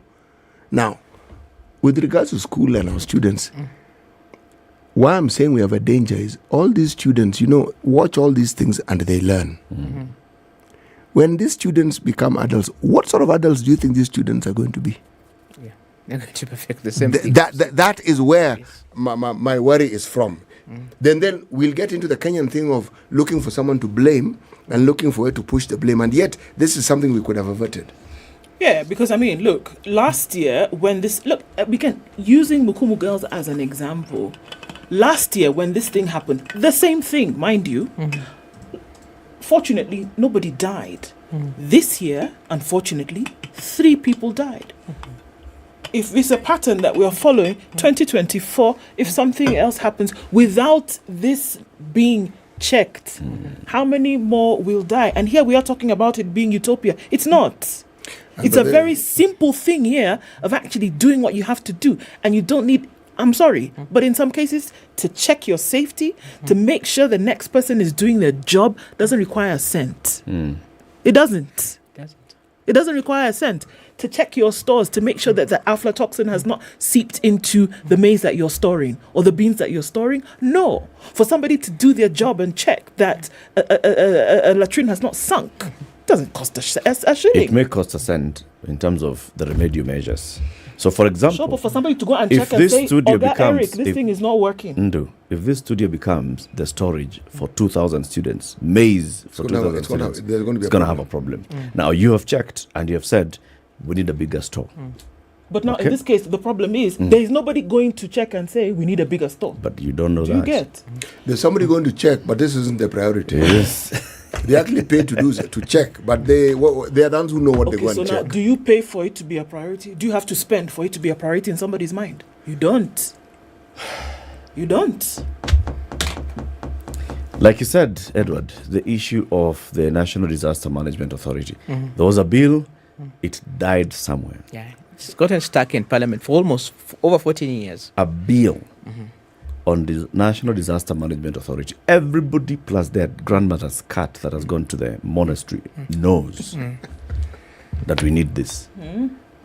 But somewhere it never moves. So unless we have such a body that then comes up with, looks at policy issues, looks at advisory to all government agencies, at all public institutions on disaster preparedness, disaster response, then we are still getting stuck somewhere. But we thank you very much for joining us today.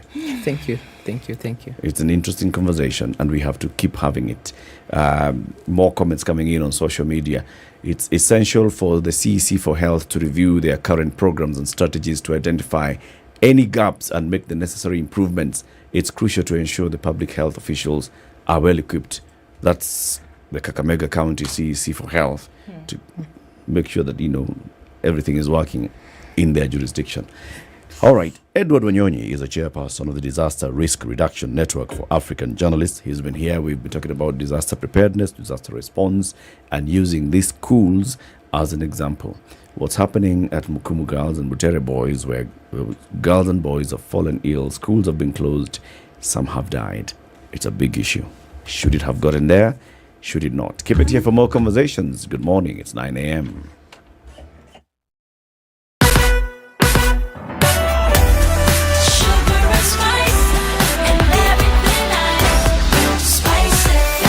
Spice up your life.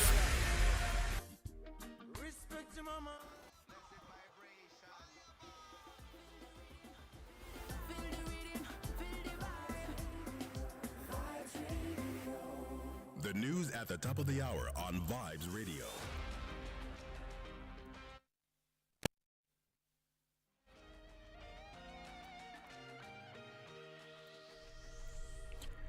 Good morning, this is Newswire. I'm Dennis Aseto. Defense Principal Secretary Patrick Madiru has urged the private sector to invest in the space sector, noting that it presents a new frontier in technological advancement for national socio-economic development. Madiru made these remarks at the Kenya Space Agency headquarters in Nairobi. He highlighted the Taifa 1 satellite, which is said to be launched next week at Vandenberg Base in California, USA, as the first step by the government in exploiting the opportunities and fortunes associated with the utilization of space science, technologies and applications. Madiru said the launch of the Taifa 1 satellite, which is Kenya's operational 3U Earth observation satellite, is a moment of pride for the country. And a multi-agency team has recovered more illegal firearms in the ongoing Operation Maliza Uhalifu in North Rift. The 2 AK-47 rifles were recovered at Nachola and Marthi villages in Samburu North Sub-County. The security team has said the ongoing operation has continued to record successes as the team tightens its operations to return the situation to normalcy. The multi-agency security team in addition successfully recovered 2 more illegal AK-47 firearms. One of the firearms was recovered from Marthi in Samburu County, while the second one was recovered at Tiati East Sub-County in Baringo County. The National Police Service is now appealing to all Kenyans of goodwill to continue supporting them in stomping out banditry and cattle rustling by sharing information at any police station or via police hotlines 999, 911, 112 and Fichua kwa DCI, that is 0800 722 703. And a man died after he accidentally blew himself up in Athi River, Machakos County. Machakos County Police Commander Joseph Ole said the welder died on the spot after an explosive device he was trying to weld exploded on him. The police have launched investigations into the incident. And 3 people, among them a police officer, a suspected drug dealer and a civilian, lost their lives following a bizarre incident that took place at Kijitoni area in Lamu County. According to reports, the suspected drug dealer, Miji Abud Mohammed, was stopped by police officers patrolling the area and upon being searched was found in possession of a controlled substance believed to be a heroin stashed in a piece of paper. Before the officers could retrieve the paper, Mohammed allegedly swallowed it, much to the annoyance of the police officers, who impulsively started choking the suspect in an attempt to have him spit out the drugs.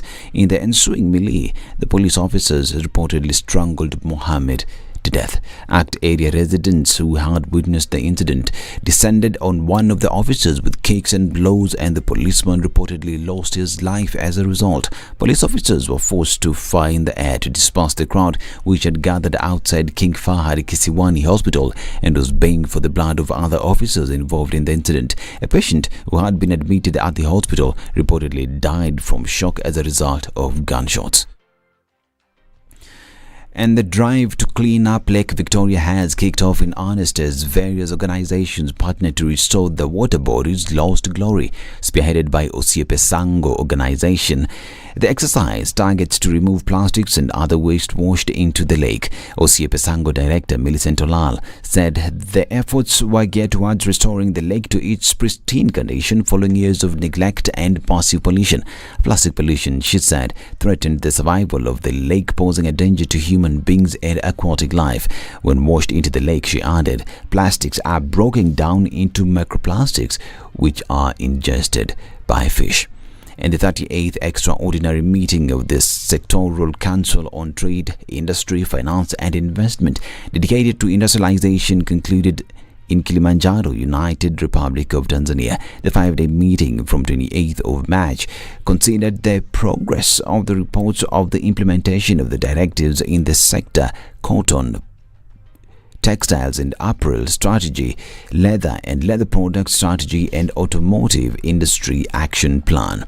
And large numbers of people are affected by infertility in their lifetime, according to a new report published by WHO.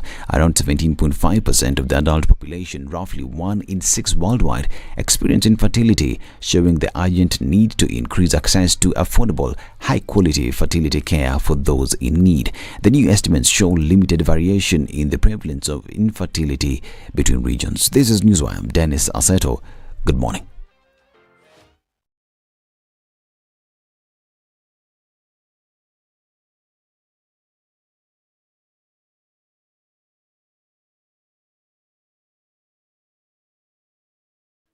All right, getting out of traffic hour in about an hour, half hour or so, looking at what's going on. It hasn't been too difficult today in terms of traffic. It's easing incredibly on the Thika Superhighway. Won't see much of it as you get out towards the CBD. Who's this? This is Ngong Road. A little bit of traffic coming into the city and then out towards Haile Selassie. Jogo Road has not done too badly today. Heading out towards Landis and then through to the Kamkunji roundabout. So a little bit of that ebbing and flowing. It's easing off. And Wednesday turns out not to be too bad of a morning.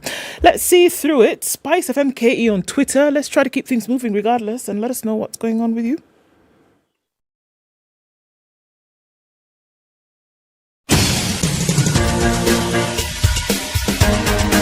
This is The Situation Room, the home of hard-hitting political commentary and penetrating insights about the state of the nation. This is a talk radio experience like no other. The Situation Room, a place for hard truths, debates, and elevated conversations. The Situation Room, witty, political, engaging, deep, controversial. In the room, we have C.T. Muga, researcher, academic, seasoned political observer, a fountain of wisdom in these politically uncertain times. Ndu Oko, Nigerian by birth, Kenyan by choice, communications expert, Pan-Africanist, a truth seeker and believer in people power, and Eric Latif, agent provocateur, the man in the chair, seasoned journalist, news hound, a man who believes in punching up, not down.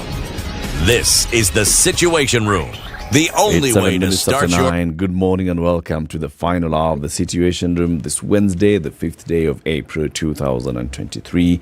Move conversations. Now we move back to the conversation about bipartisan and the talks that are going to be happening hopefully soon, and what kind of talks we expect to have. Stuart Madayo is somebody who was sent by the people of Kilifi County again to represent them in the Senate.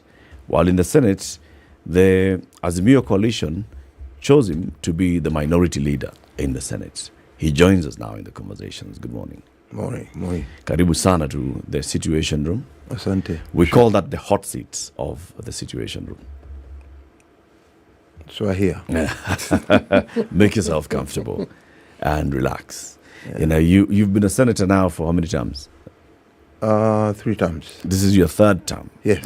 So since devolution started, yes, the people of Kilifi County have seen it fit to have you represent them in that house. I thank them for the confidence they have in me. Mm-hmm. And now the coalition that you're in has also seen it fit to elevate you to the position of leader of the minority in house. That also is another one. I thank the principals of Azimio, as well as Barbara Lamolo Dinka. Okay. Yeah. So we want to have a conversation about, the talks. Yesterday there was a meeting of the Azimio leadership. Mm-hmm. Among those in attendance was Stuart Madayo, the minority leader in the Senate, and we want now to get the 411. But to welcome you to the conversation, C.T. Muga has the day's proverb. Yes, our proverbs from this week come from Congo, the Republic of Congo, Congo-Brazzaville. A cat goes into a monastery, but she still remains a cat. A cat goes into a monastery, but she still remains a cat. Senator, what do you make of that proverb? That means a cat can't change. It's always a cat. Hata ibatizwe, paka ni paka. Paka ni paka. Okay. So yesterday, in this meeting that was held, is this the first meeting that was being held since the Sunday press conference by the Azimio leadership? Well, they have had quite a bit of some consultative meetings, which is the norm of all political parties. They keep on talking to one another. Right. But yesterday, I think it was the leadership, the meeting, all the leaderships, with regards to what do they have to do next, now that we are where we are. What was the agenda of yesterday's meeting? I think we made it very public.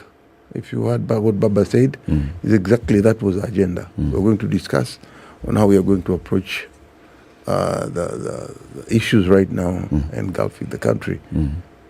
Let me read next up of what Baba read yesterday as at the end of that meeting. He said there has been a meeting of the Azimio leadership to deliberate further on the developments since Sunday. The meeting reiterated commitment to the envisaged dialogue between the parties. It further reiterated determination to see all the core issues on the table, and they went ahead to list them. Number one, addressing the cost of living. The meeting agreed that high cost of living is urgent. Number two, the audit of servers. The meeting agreed that auditing the 2022 election servers is necessary and urgent. Number three, reform and reconstitute the IEBC. The meeting agreed that electoral reforms are urgent and necessary for future elections. Fidelity to the letter and spirit of multi-party democracy in Parliament. We also touched on other areas, including composition of the bipartisan committee, implementation of the recommendations, and involvement of leaders outside Parliament.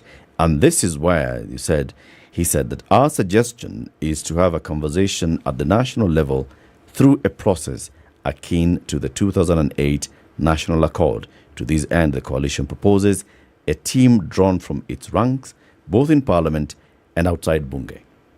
Let's start with that one. Explain. What does that mean?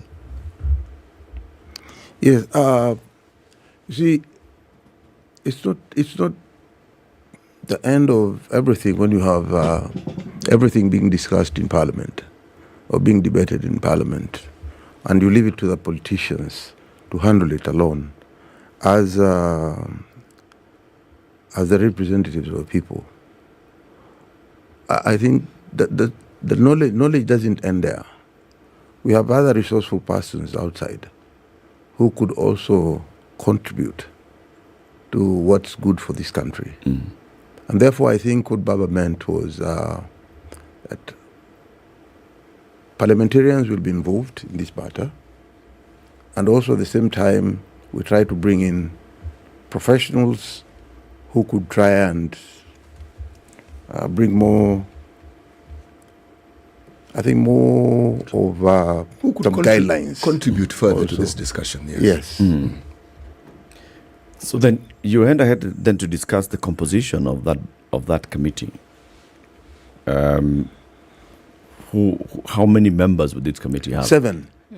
7 from Azimio. 7 from Azimio, and 7 from the other side. Okay. Yes. Why 7? An even number. 7 is odd. 7 and 7 is 14. So you want to, okay, it's 14. Yeah. I see. Okay. So you want to have a 14-member committee? Yes. I think that was a proposal, and I think it was agreed that Azimio will produce 7, and so the other side will also Kenya Kwanza produces another 7. Another 7. Okay. Yeah. And they should be both parliamentarians and non-parliamentarians? No. Those 7 will have to be parliamentarians. Okay. Yeah. So where do the other external people come in, and how many? The other people will, I think the way I look at it is that the other people are supposed to be like technical bench. Okay. Okay?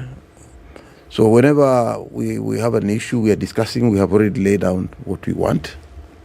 Yeah. The 3 fundamental issues that we are saying we are putting down as a proposal for them to see how we can go about it and achieve. But at the end of the day, the technical bench or the technical personnel will be also guiding us as we go into these discussions. Because, of course, at the end of the day, we have to report to the principals of how far we've gone with the discussions. And I believe that's the way to go. So what role will Raila, Martha Karua, Kalonzo Musyoka, Eugene Omalo, Jeremiah Kioni play? At this particular stage, we are saying, let us see how we place our proposals. And then whatever comes out of that discussion, then we'll retreat back and then have a discussion with the principals. It's from there, then we'll know exactly how to place ourselves in this in the whole scenario. When you have a committee, whether it's the 7 members from either side, whatever it is you're going to discuss has been determined by the principals. So you are coming to discuss, you know exactly, as Kenya Kwanza, they know what it is they want to present and how they want to present it. Yes. As Azimio, you know. Yes. Now, so you're saying, once you've received this mandate and you have clarity as to the guidelines, the outcomes are then reported back to the principals. Now, so after that, what then do the principals do? Do they talk to each other? Or if there's a lack of clarity and further discussion is required, they now clarify and say, okay, now when you go back to this meeting, this is what you want to discuss it. But then, for me, the likely contentious issue is, okay, what time span, what period of time do you hope to have these discussions to the point where it's not a question of agreeing. You'll get to a point and say, okay, this is where we are. Yeah. You see, we as we have said before, I think this is something that we can do it within a week. A week? Yeah. Tomorrow we're having a meeting. Okay, the meeting of now the PG of all leaders of Azimio. Now it's from there, whatever will be discussed, whatever will be agreed, that now that will lay the foundation on how we are going to present our issues. But as far as we are concerned, the principles laid down yesterday by reading whatever we wanted it presented. And now is to explain to the larger body on how we want to approach it. Okay. I am very confident that immediately we get started, somehow we are going to get to some situation, and we make sure we get moving. Yes, and I'm confident that we are going to manage the process. Are these deliberations going to only take into consideration what the principal's desires are, or is there vested interest that will then be deliberated on as concerns the other members of the committee? Or are both sides just taking the message from the principals to say, this is what the principals want, let us discuss on those? Or will there be other thoughts coming into this? No, I don't think the principals are really telling us what to do. But they're there to give guidelines. Okay. And say, we think this is the way to go. And this is a collective decision. It's not a single person. Like they are asserting themselves upon us. No. This is an open forum where we normally discuss and agree on certain issues that we're going to play as a team. It's as simple as that. Every team, of course, you can see the players in the field. But of course, at any time, the coach can call you and tell you, I think this is how you should go and do A, B, C, D. And you go back to the field and you continue playing as a player. So this is exactly how we are approaching it. We're approaching it from the point of we have a technical bench on the other side. Whenever we have this kind of meeting as parliamentarians, we have issues that we have brought to the table. And of course, people have come up with different ideas. Whatever stakes that we have already placed them. We expect them. Because much of it must come from us. Because we are the people who are demanding. And therefore, we have already placed whatever we think we want to place before them for the benefit of all the Kenyans. What is more important here are the points that Baba read yesterday. The cost of living, we're saying must come down. Servers, we need to open them. That's the bone of contention. We shall place it there. Let them respond to it. Yeah. You know, the dominant discussions around the demonstrations we've had for a while now have been the very things you mentioned. And the Kenya Kwanza government has responded by saying that they have put mechanisms in place. They talk about fertilizer subsidy. They talk about looking at how it is you don't just solve the immediate problem of hunger, but how you ensure that you have a system that guarantees that this problem doesn't arise again. Okay? Now, when you look at what you've just mentioned, you're talking about a cost of living, you're talking about opening the server. Cost of living, what it is that raises the cost of living. I think the indicators are clear. We understand that this is what is being presented, but what we sometimes don't understand is how exactly will these discussions benefit the Mwananchi directly? Because not in the future, in the here and now. Let's say you finish the discussions within a week. How should these discussions come to a fruitful end? How will the Mwananchi actually benefit? Because we are taking the view that the issues you're raising are issues that you feel the Mwananchi also has. That's the view we've chosen to take. So if that is the view, then how will the Mwananchi benefit? Well, I look at it this way. Kenyans now are hurting. And the most important thing, or the immediate reaction that what the government should consider is the subsidy. Whatever it takes. And this is a promise that they made to the Kenyans. And it's a promise that we also wanted to ensure that the Kenyans' cost of living comes down. It is so sad if we realize right now that the government is helpless. Like they can't do anything to stop the cost of living in this country from rising up. As each day passes, we hear electricity has gone up again. We hear the food prices are up, and therefore we are simply saying, let's come together. Let's try to reason. Let's try to see how you can bring the cost of living down. And I don't think we are the only people who are saying that. Almost all Kenyans want the cost of living to come down. Kenyans cannot live in this country anymore. This is one of the most expensive countries we have in Africa region. Senator, let me read also something else that Raila said yesterday. We emphasize that all issues that we have laid out in public carry equal weight, although the high cost of living must be addressed urgently. He says, in this regard, we resolved that the regime must take immediate steps to bring back the cost of unga to 100 shillings as at the time of the election. We further resolved that the Kenya Kwanza must take immediate steps to lower the cost of fuel and put a freeze on the recent increase in the cost of electricity. These are not matters for a committee.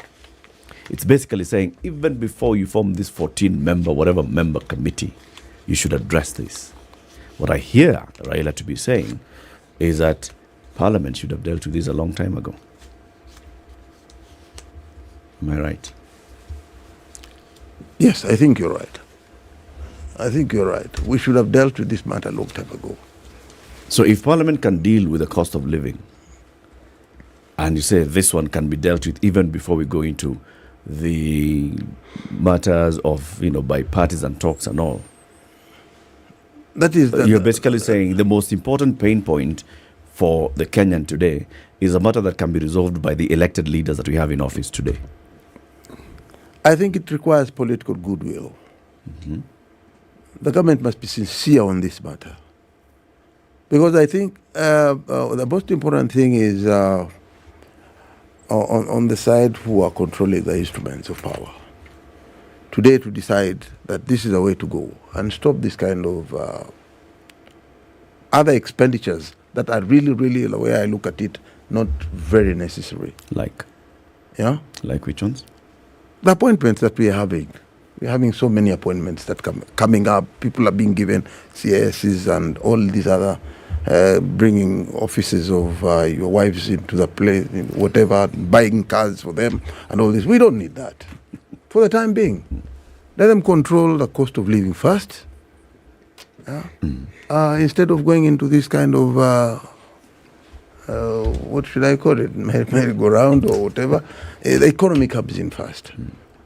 We are being very sincere on this, and really, when you look at it, whatever expenditure they have gone into, if we had decided that all this, instead of the 50 CSs, all these offices being made for our first ladies or first women or whatever, would have really done something for this country to bring the cost of living down. Okay. We have enough elected leaders. These offices are already occupied. We have the cabinet is in place, and I think for the time being they should have focused on that and made sure that the cost of living comes down. There's a figure. It's so fundamental. Sorry, there's a figure that has been attached to those things that you've mentioned. If you talk about the CASs, they are going to receive a definite amount as salary and allowances and all. So there's a figure of how much that's going to cost. There's a figure of how much it's costing to purchase new cars. There's a figure of how much it's costing to put up the offices of the spouses of senior people in government. Yes. Is there a figure that the Azimio leadership is saying should be put aside to bring down the cost of unga to 100 bob? No, it's entirely up to them. Who? These figures, whatever they have calculated for themselves, with their whatever, if they are CSs or spouses and all those things, those things they can the way they have calculated, we don't know how they have calculated them. But specifically, if at all they have to come up with a figure to alleviate the cost of living, they know. They have economists there. They have people who can sit down and make those kind of. We would have done that. They know they know themselves and how Senator, they want to go about it. You are minority leader. Yes. You can come up with that figure and it can be discussed in Parliament. Yes, of course. So what is yes, the figure? Of course. What is the figure? How much would Azimio like to be set aside in budget to immediately bring the cost of unga to 100 shillings from whatever amount it is today? That requires some element of Treasury coming up with a certain figure and saying this could be enough to bring in something like a subsidy,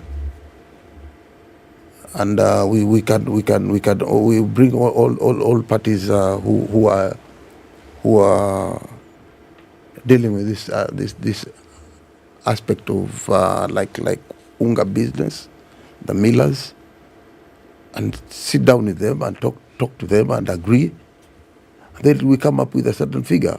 Once the millers would come up with a certain amount, that this is what, once we get this, then we believe we can produce unga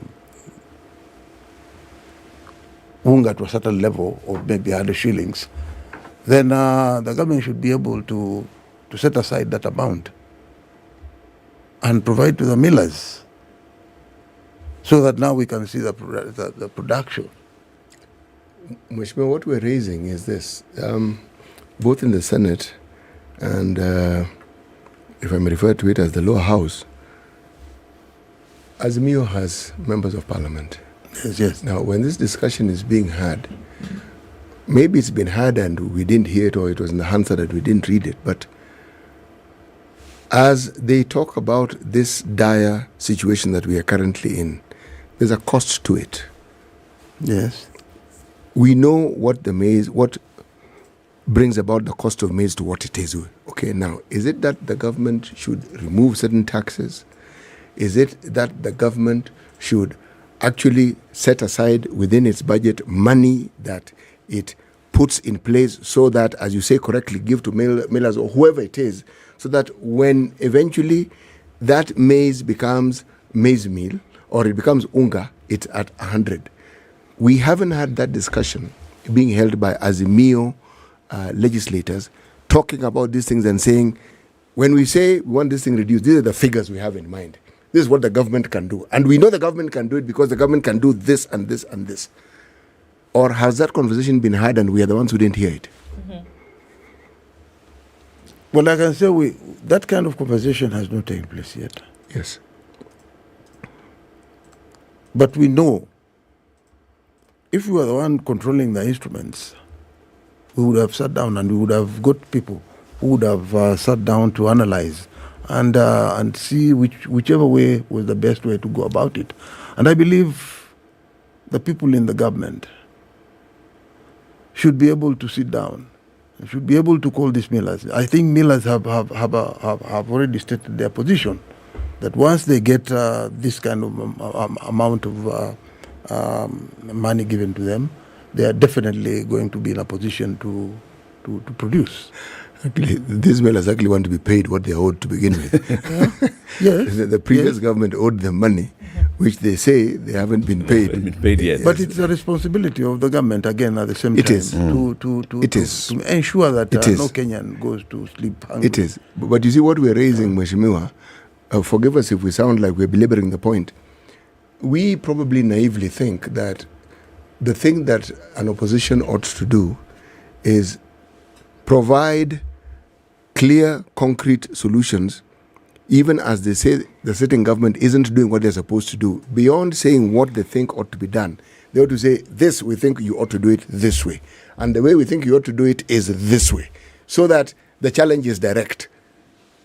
Now, the problems that Azimio raises are problems that every Kenyan knows. And that is the reason why Azimio has been able to get supporters during the demonstrations. Because they've put themselves in front of the problems that Kenyans have. And Kenyans feel, yes, these are problems that we have. However, there is a little silence when it comes to concrete solutions that we were hoping. And that is why I'm saying we have to give this as a condition. Once we lay it down, once we put it down before them, then we should be able to also tell them exactly how they should go about it. Okay.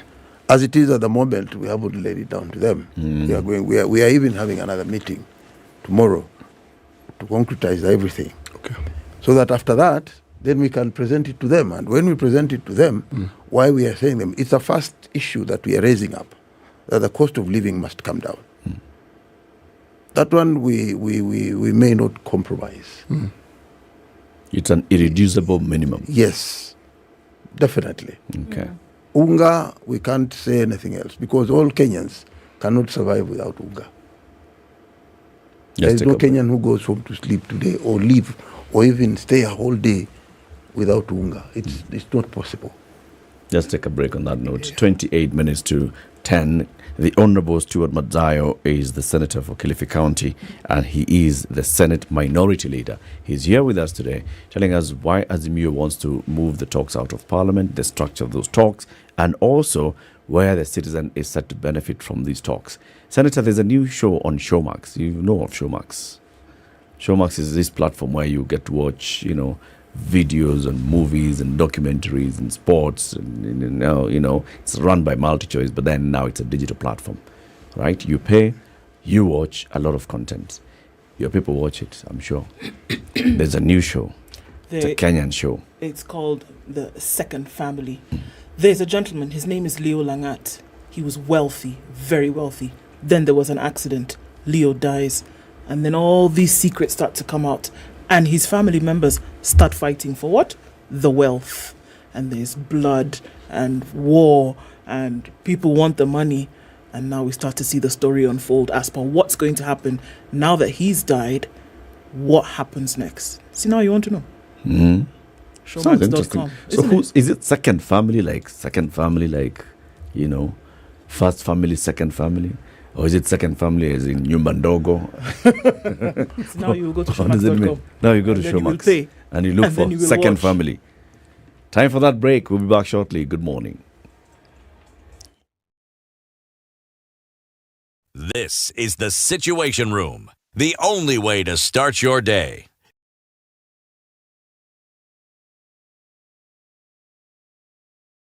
I have a brother. He was a pilot. He was laid off. He came to a policeman. He messed up. He went from a pilot to a policeman. Exactly. He stole a jet. Yeah. In fact, you should be lucky he was not court-martialed. The Spice Drive.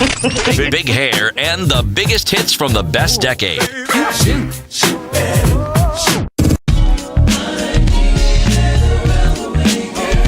Indeed, it's all about hashtag Spice Drive, hashtag Quatch, KWACH, 3 to 7 in the PM. The Spice Drive only. And partly sunny conditions, going to highs of 23 and lows of 15 today. It's sunny at 19 in Nakuru, highs of 24, and we'll see highs of 24 in a mostly sunny Nyeri at 18. At 18, it's mostly sunny in Eldoret, highs of 24 and lows of 13, and partly sunny at 29 in Mombasa with highs of 32. 32 will be the high in a mostly sunny Malindi at 29, 23 and mostly sunny conditions in Kisumu, highs of 27, and we'll see highs of 29 in a mostly sunny Kakamega at 22.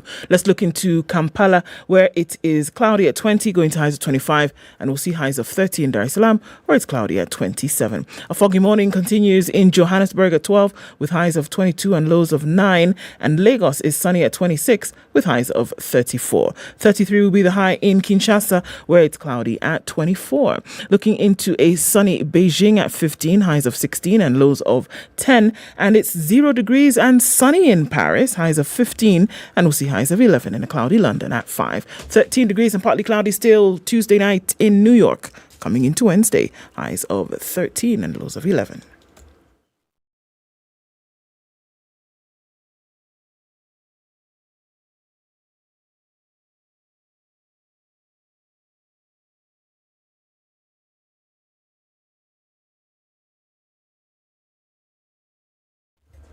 Okay, so traffic situation looking much better through most parts of the city today. You shouldn't have much of a problem if you're getting to and fro into the CBD coming off the Thika Superhighway. That you'll be fine. I mean, that's all done and dusted.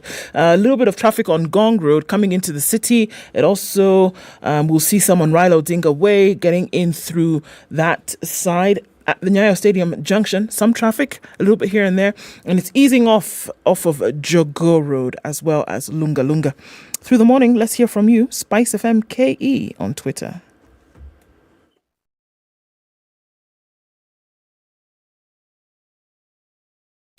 Business news with Spice FM. I'm Dennis Aseto.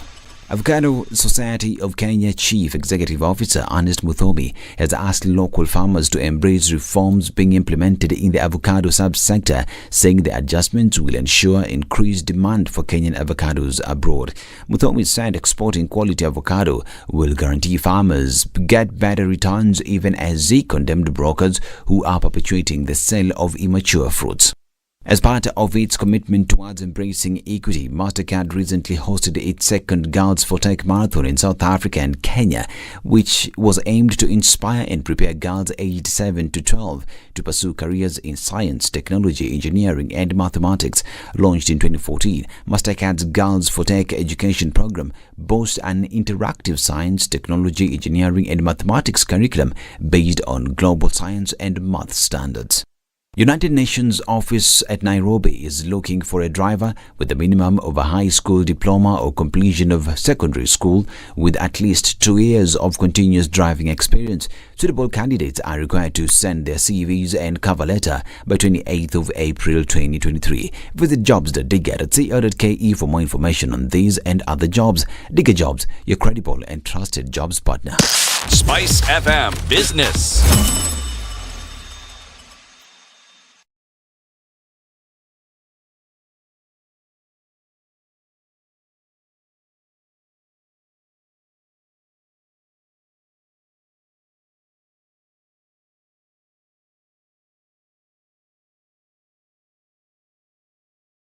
"21 minutes to 10, the conversation continues with the Honorable Stuart Madayo, Senator Kilifi County and Senate Minority Leader.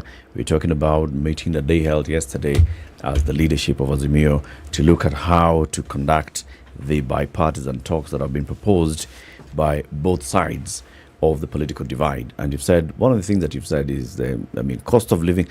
There are 4 items. Cost of living is big. Number 2, audit and open service of the 2022 election. Number 3, reforms within the IEBC, and this is where we're talking about, first of all, the selection panel and also future IEBCs. And number 4, fidelity to the spirit of democracy in Parliament. Basically, you, Ruto, stop taking my people. If we can just break it down into common language. Ruto, stop taking my people. That's point number 4. Point number 1, bring down the cost of unga to 100 bob. These are the two issues, are the ones that then could go into this committee stage conversation. And the committee, like you've said, you are proposing to have a 14-member committee, 7 from either side, and then they'll be joined by technical teams from outside Parliament who would come and give technical expertise, and then this team will be reporting to the principals. And what Raila called it yesterday is akin to the 2018 National Accord. Now, the 2018 National Accord was PNU and ODM. Kibaki, Raila. PNU had its members, and there were 4, and those were Martha Karua, the late Mutula Kilonzo, Professor Samongeri, and Moses Wetangula. ODM had 4. Governor now, James Orengo, Sally Kosgei, President William Ruto, and Prime Cabinet Secretary Musalia Mudavadi. Those were the 8 members who were in the mediation team. The result of this mediation and all was what we saw being witnessed at the steps of Harambee House, Kofi Annan shaking the hand of Kibaki and shaking the hand of Raila, and Kibaki and Raila shaking hands, and we ended up with that handshake leading into the Nusumkata government. So the people are asking, so is this what Raila is proposing? We have this kind of 2018 accord. We'll have members here. They'll talk about IEBC and reforms and opening the servers. And what is the result going to be? Eric, may I just append something? Yes, please do. That process had a referee. It did. Called Kofi Annan. Kofi Annan. So, if we're to replicate it, there needs to be a referee. Who is the referee? Senator. Or are the players in this particular scenario the referees? No, I don't think we have come to that stage yet. Not yet? Not yet. Okay. Not yet. So I think one of the most fundamental issues that we are interested in, you see, things like where, what should I say, with regards to like the IBC issue, that is so fundamental to us. Because you see, when we have to put the people who are going to be supervising our elections, both parties must be able to be comfortable with such kind of people. As you can see right now, they're all loop-sided. They're one side. And we are saying, no, that's not the way to go. Let's put the field even for everyone. So that when we approach this kind of a situation, then all of us are comfortable with whoever is going to, like the referee, both of us must be able to have confidence in you as our referee. If we have no confidence in the referee, then we become the 12th player for the other side. So anytime we want to score a goal, you blow an offside. That means we will not score at all. So as it is at the moment, the ground is not even. And that's why we are saying it is important that some of these issues, an issue like that one, cannot be left out. Yeah. And whether we'll agree or will not agree on that, I believe that is fundamental. Not for only us as politicians, but for Kenyans in general. We don't want a situation where after every year of election, there's bloodshed. There are people who will say no and all that. I think this time we want to get it right from the beginning. Senator, what do you envisage as the output of these talks on those two matters? Audit the servers of the 2022 election and have the IEBC selection panel reconstituted and talk about reforms. What are the outputs? What is it that you can tick boxes and say, so this has happened and this has happened? We are yet to see that because we haven't. What is the anticipated? So when you're, for example, having the meeting yesterday and you said these are our 4 main issues, and in these 4 main issues, issue number 1 can be addressed immediately in Parliament. It does not even require a committee. So we have already removed it from this committee. We've taken these other 2 issues into the committee. You see, these are 3 issues into the committee. These are 2 sides that. What would you like? What's the brief or the marching orders for the 7 members of Azimio? What would you like to see coming out of those talks with these 3 issues? We are going to place these matters before them. Yeah, all these issues, we are going to place them there and say, this is what we want. It is up to them now to respond and say, this one, we can handle it this way. This one, we can handle it this way. Then we'll come we'll also come up with our own ideas. And say, I think this is the way to go on this matter, instead of you see, it's an issue of give and take. Because we do not expect to go there and they stay on their hardline. And we also don't expect us to go there and say this is our position and we are not moving. But you said that there are some irreducible minimums. For example, you say cost of living must come down. If not, we're not having this conversation. So that's already a hardline stance to say that, look, this is one of the things that we're saying. Without this, then we're not even having a discussion, isn't it? But then also there's the expectation that both sides will come to the table with some kind of wiggle room and say, okay, can we do this or the other? But you're already going in saying, without the cost of living coming down, then there's really nothing else that we're discussing. And you are in the position as government to get that done. So is it a mix of the 2, or is it that we're actually going in to have an amicable conversation about some of the things that can actually happen? Oh, of course, yes.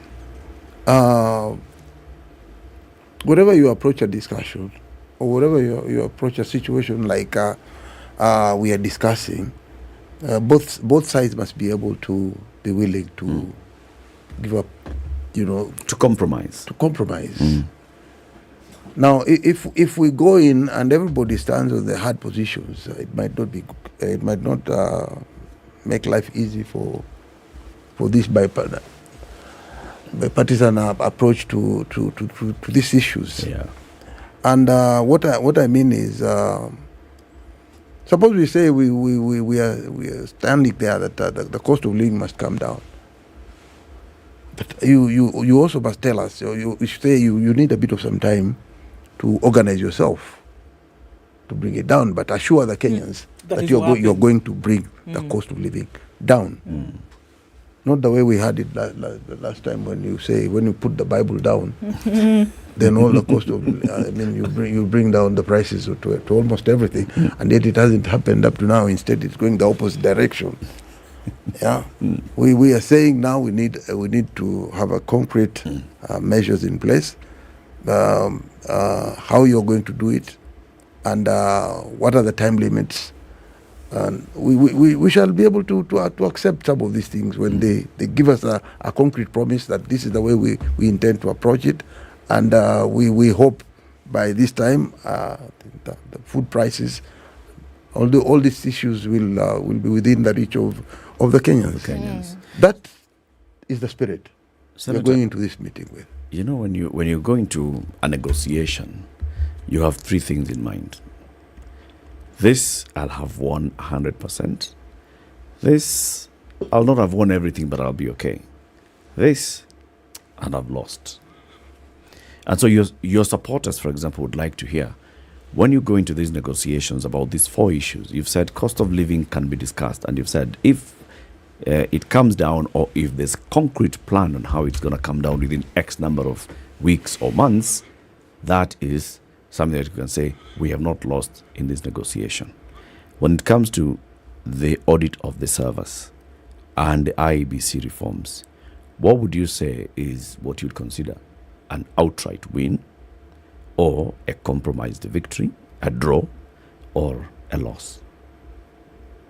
It's either you got the 3 points, you shared a point each, or you lost the 3 points. I think for an issue like IEBC is almost obvious. But we do not expect not to be given space to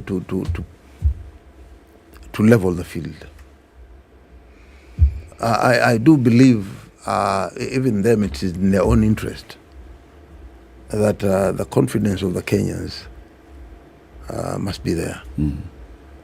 If you look at the list that they're having right now, not all Kenyans are comfortable with that, because all Kenyans know that this the people who are there now, they were selected by one set of team. We have not elected ours, or we have not actually put it out there and say it's going to be this way. So you'd like a reconstitution of the selection panel? Yes. To include people who've been proposed by Azimio? We want it to the Kenyans. We are not going to propose people. It should be open. So the membership it should be an open field. Is the two from the Parliamentary Service Commission, from the political parties liaison. Yes. Then there's the religious, there's the LSK, and there's the Public Service Commission. Yes. Do you want to would you like to reorganize the composition of the selection panel, or would you like to be allowed to nominate people into the selection panel? I think we should also be allowed to nominate some people to this election panel. Okay.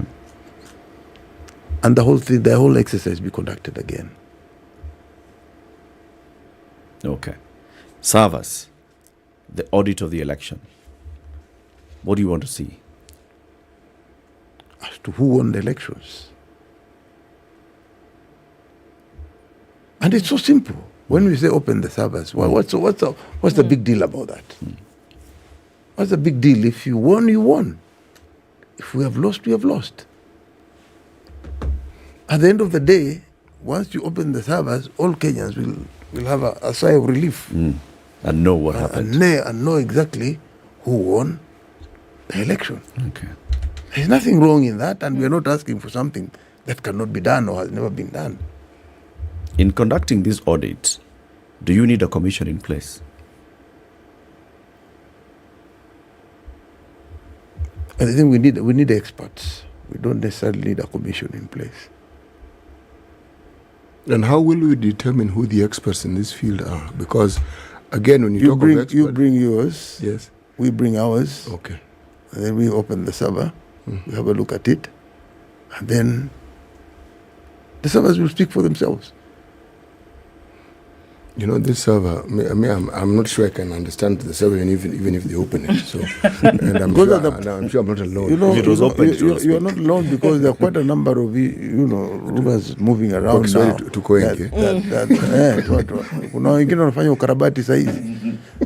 And we are saying the sooner you open them, the better. The better for everybody. Yeah, because at the end of the day, hata ukifanya ukarabati, you will not do ukarabati for everything. Somehow, we also have experts who will be able to say, you have done something wrong with this. But the servers must be open, where we believe we are quite safe. But let me ask you now, as a jurist and as a lawmaker, do you need a commission in place to audit the election results or to the performance or the conduct of the 2022 election? Remember, we don't have a single commissioner. Yes. Do we need a commissioner, at least commissioners, a quorum of commissioners in office, so that this can happen? Well, I think that's a technical question, but as it is at the moment, we don't need them in place. Why? Yeah. Why should they be?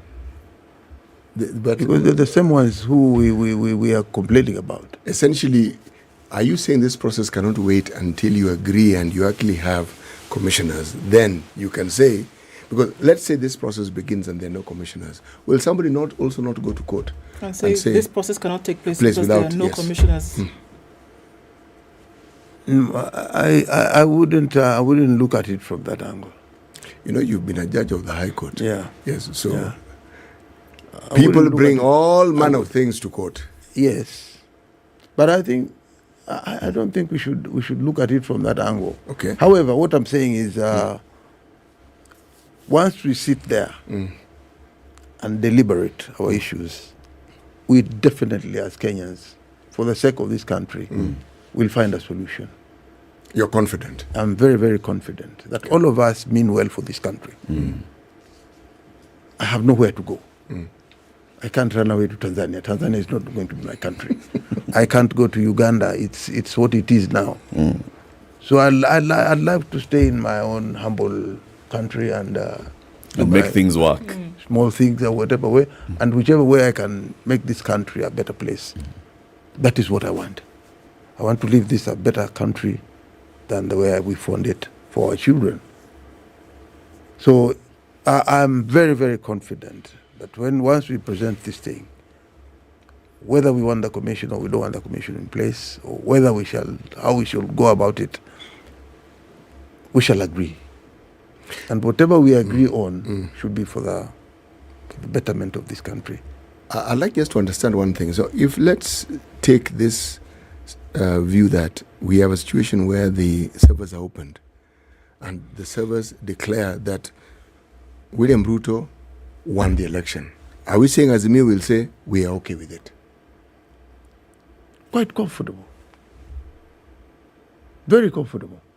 Yes. Yes.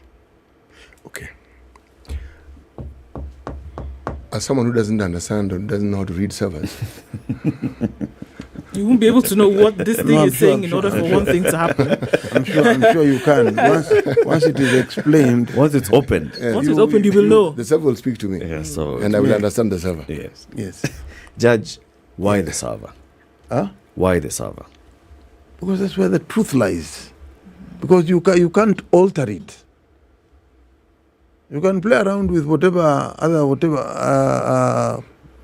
the little knowledge that we have been briefed on. See, I'm not alone. Even the judge here has little knowledge of these things. But Judge, the case before the Supreme Court was alleging that the server was manipulated.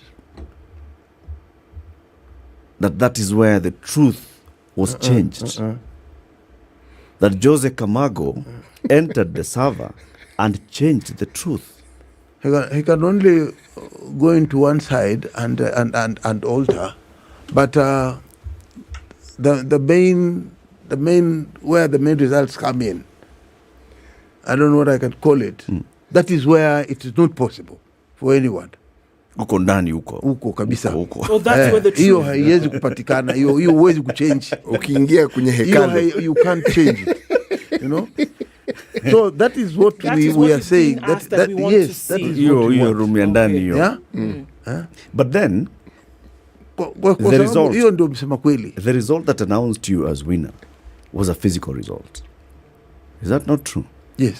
And at that point, when the result was being declared, the form that was the collating all the results was a physical form.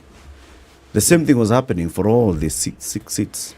Even the presidential result at the constituency level was a physical form. Yes. Chebukati and all the commissioners waited for the physical human beings to take a physical form to bomb us. Yes. And Chebukati and all the commissioners said that it is those physical forms that they relied on to announce the result.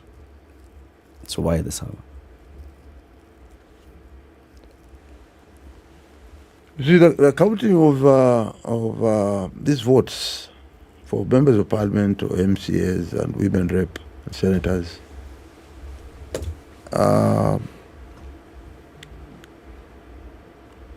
it's not the same way the way they're counting for the presidential votes. You see, the presidential votes are very crucial in such a way that when they are being forwarded from the counties, it's not the physical form. It is what is being posted there by those returning It's the aggregate officers. of what has been collated. Yes. That is what is sent. Yes. So you're saying all and that one, once it is fixed there, my small knowledge that kind of a storage fast cannot be changed, except now when they get there, it's when Akina Kamango and the rest came in after those things have now been posted from the counties. And therefore it becomes very, very difficult to interfere with those presidential votes up there. But then you can manipulate now from this other side, which I think, as the rumor goes around, that this is what they're working on now. Why the delay? They're fixing it now. There's something being fixed right now. Yes, of course. We are saying they should be able to agree and open the servers. Now we have our own experts. We will be able to look at them and then do the necessary translation and inform us. Okay. Senator, we thank you very much for joining us today for this conversation. We'll invite you again to come and keep updating on what's happening and grateful. Also the business of the Senate. Senate Minority Leader Senator Stuart Madayo has been our guest. Thank you for tuning in to Kenya's biggest conversation. The Situation Room will be back tomorrow, Justice Thursdays. It's 10 a.m. To diversify its products, he praised the cordial relations between the two countries, saying it was for the mutual benefit of the citizens.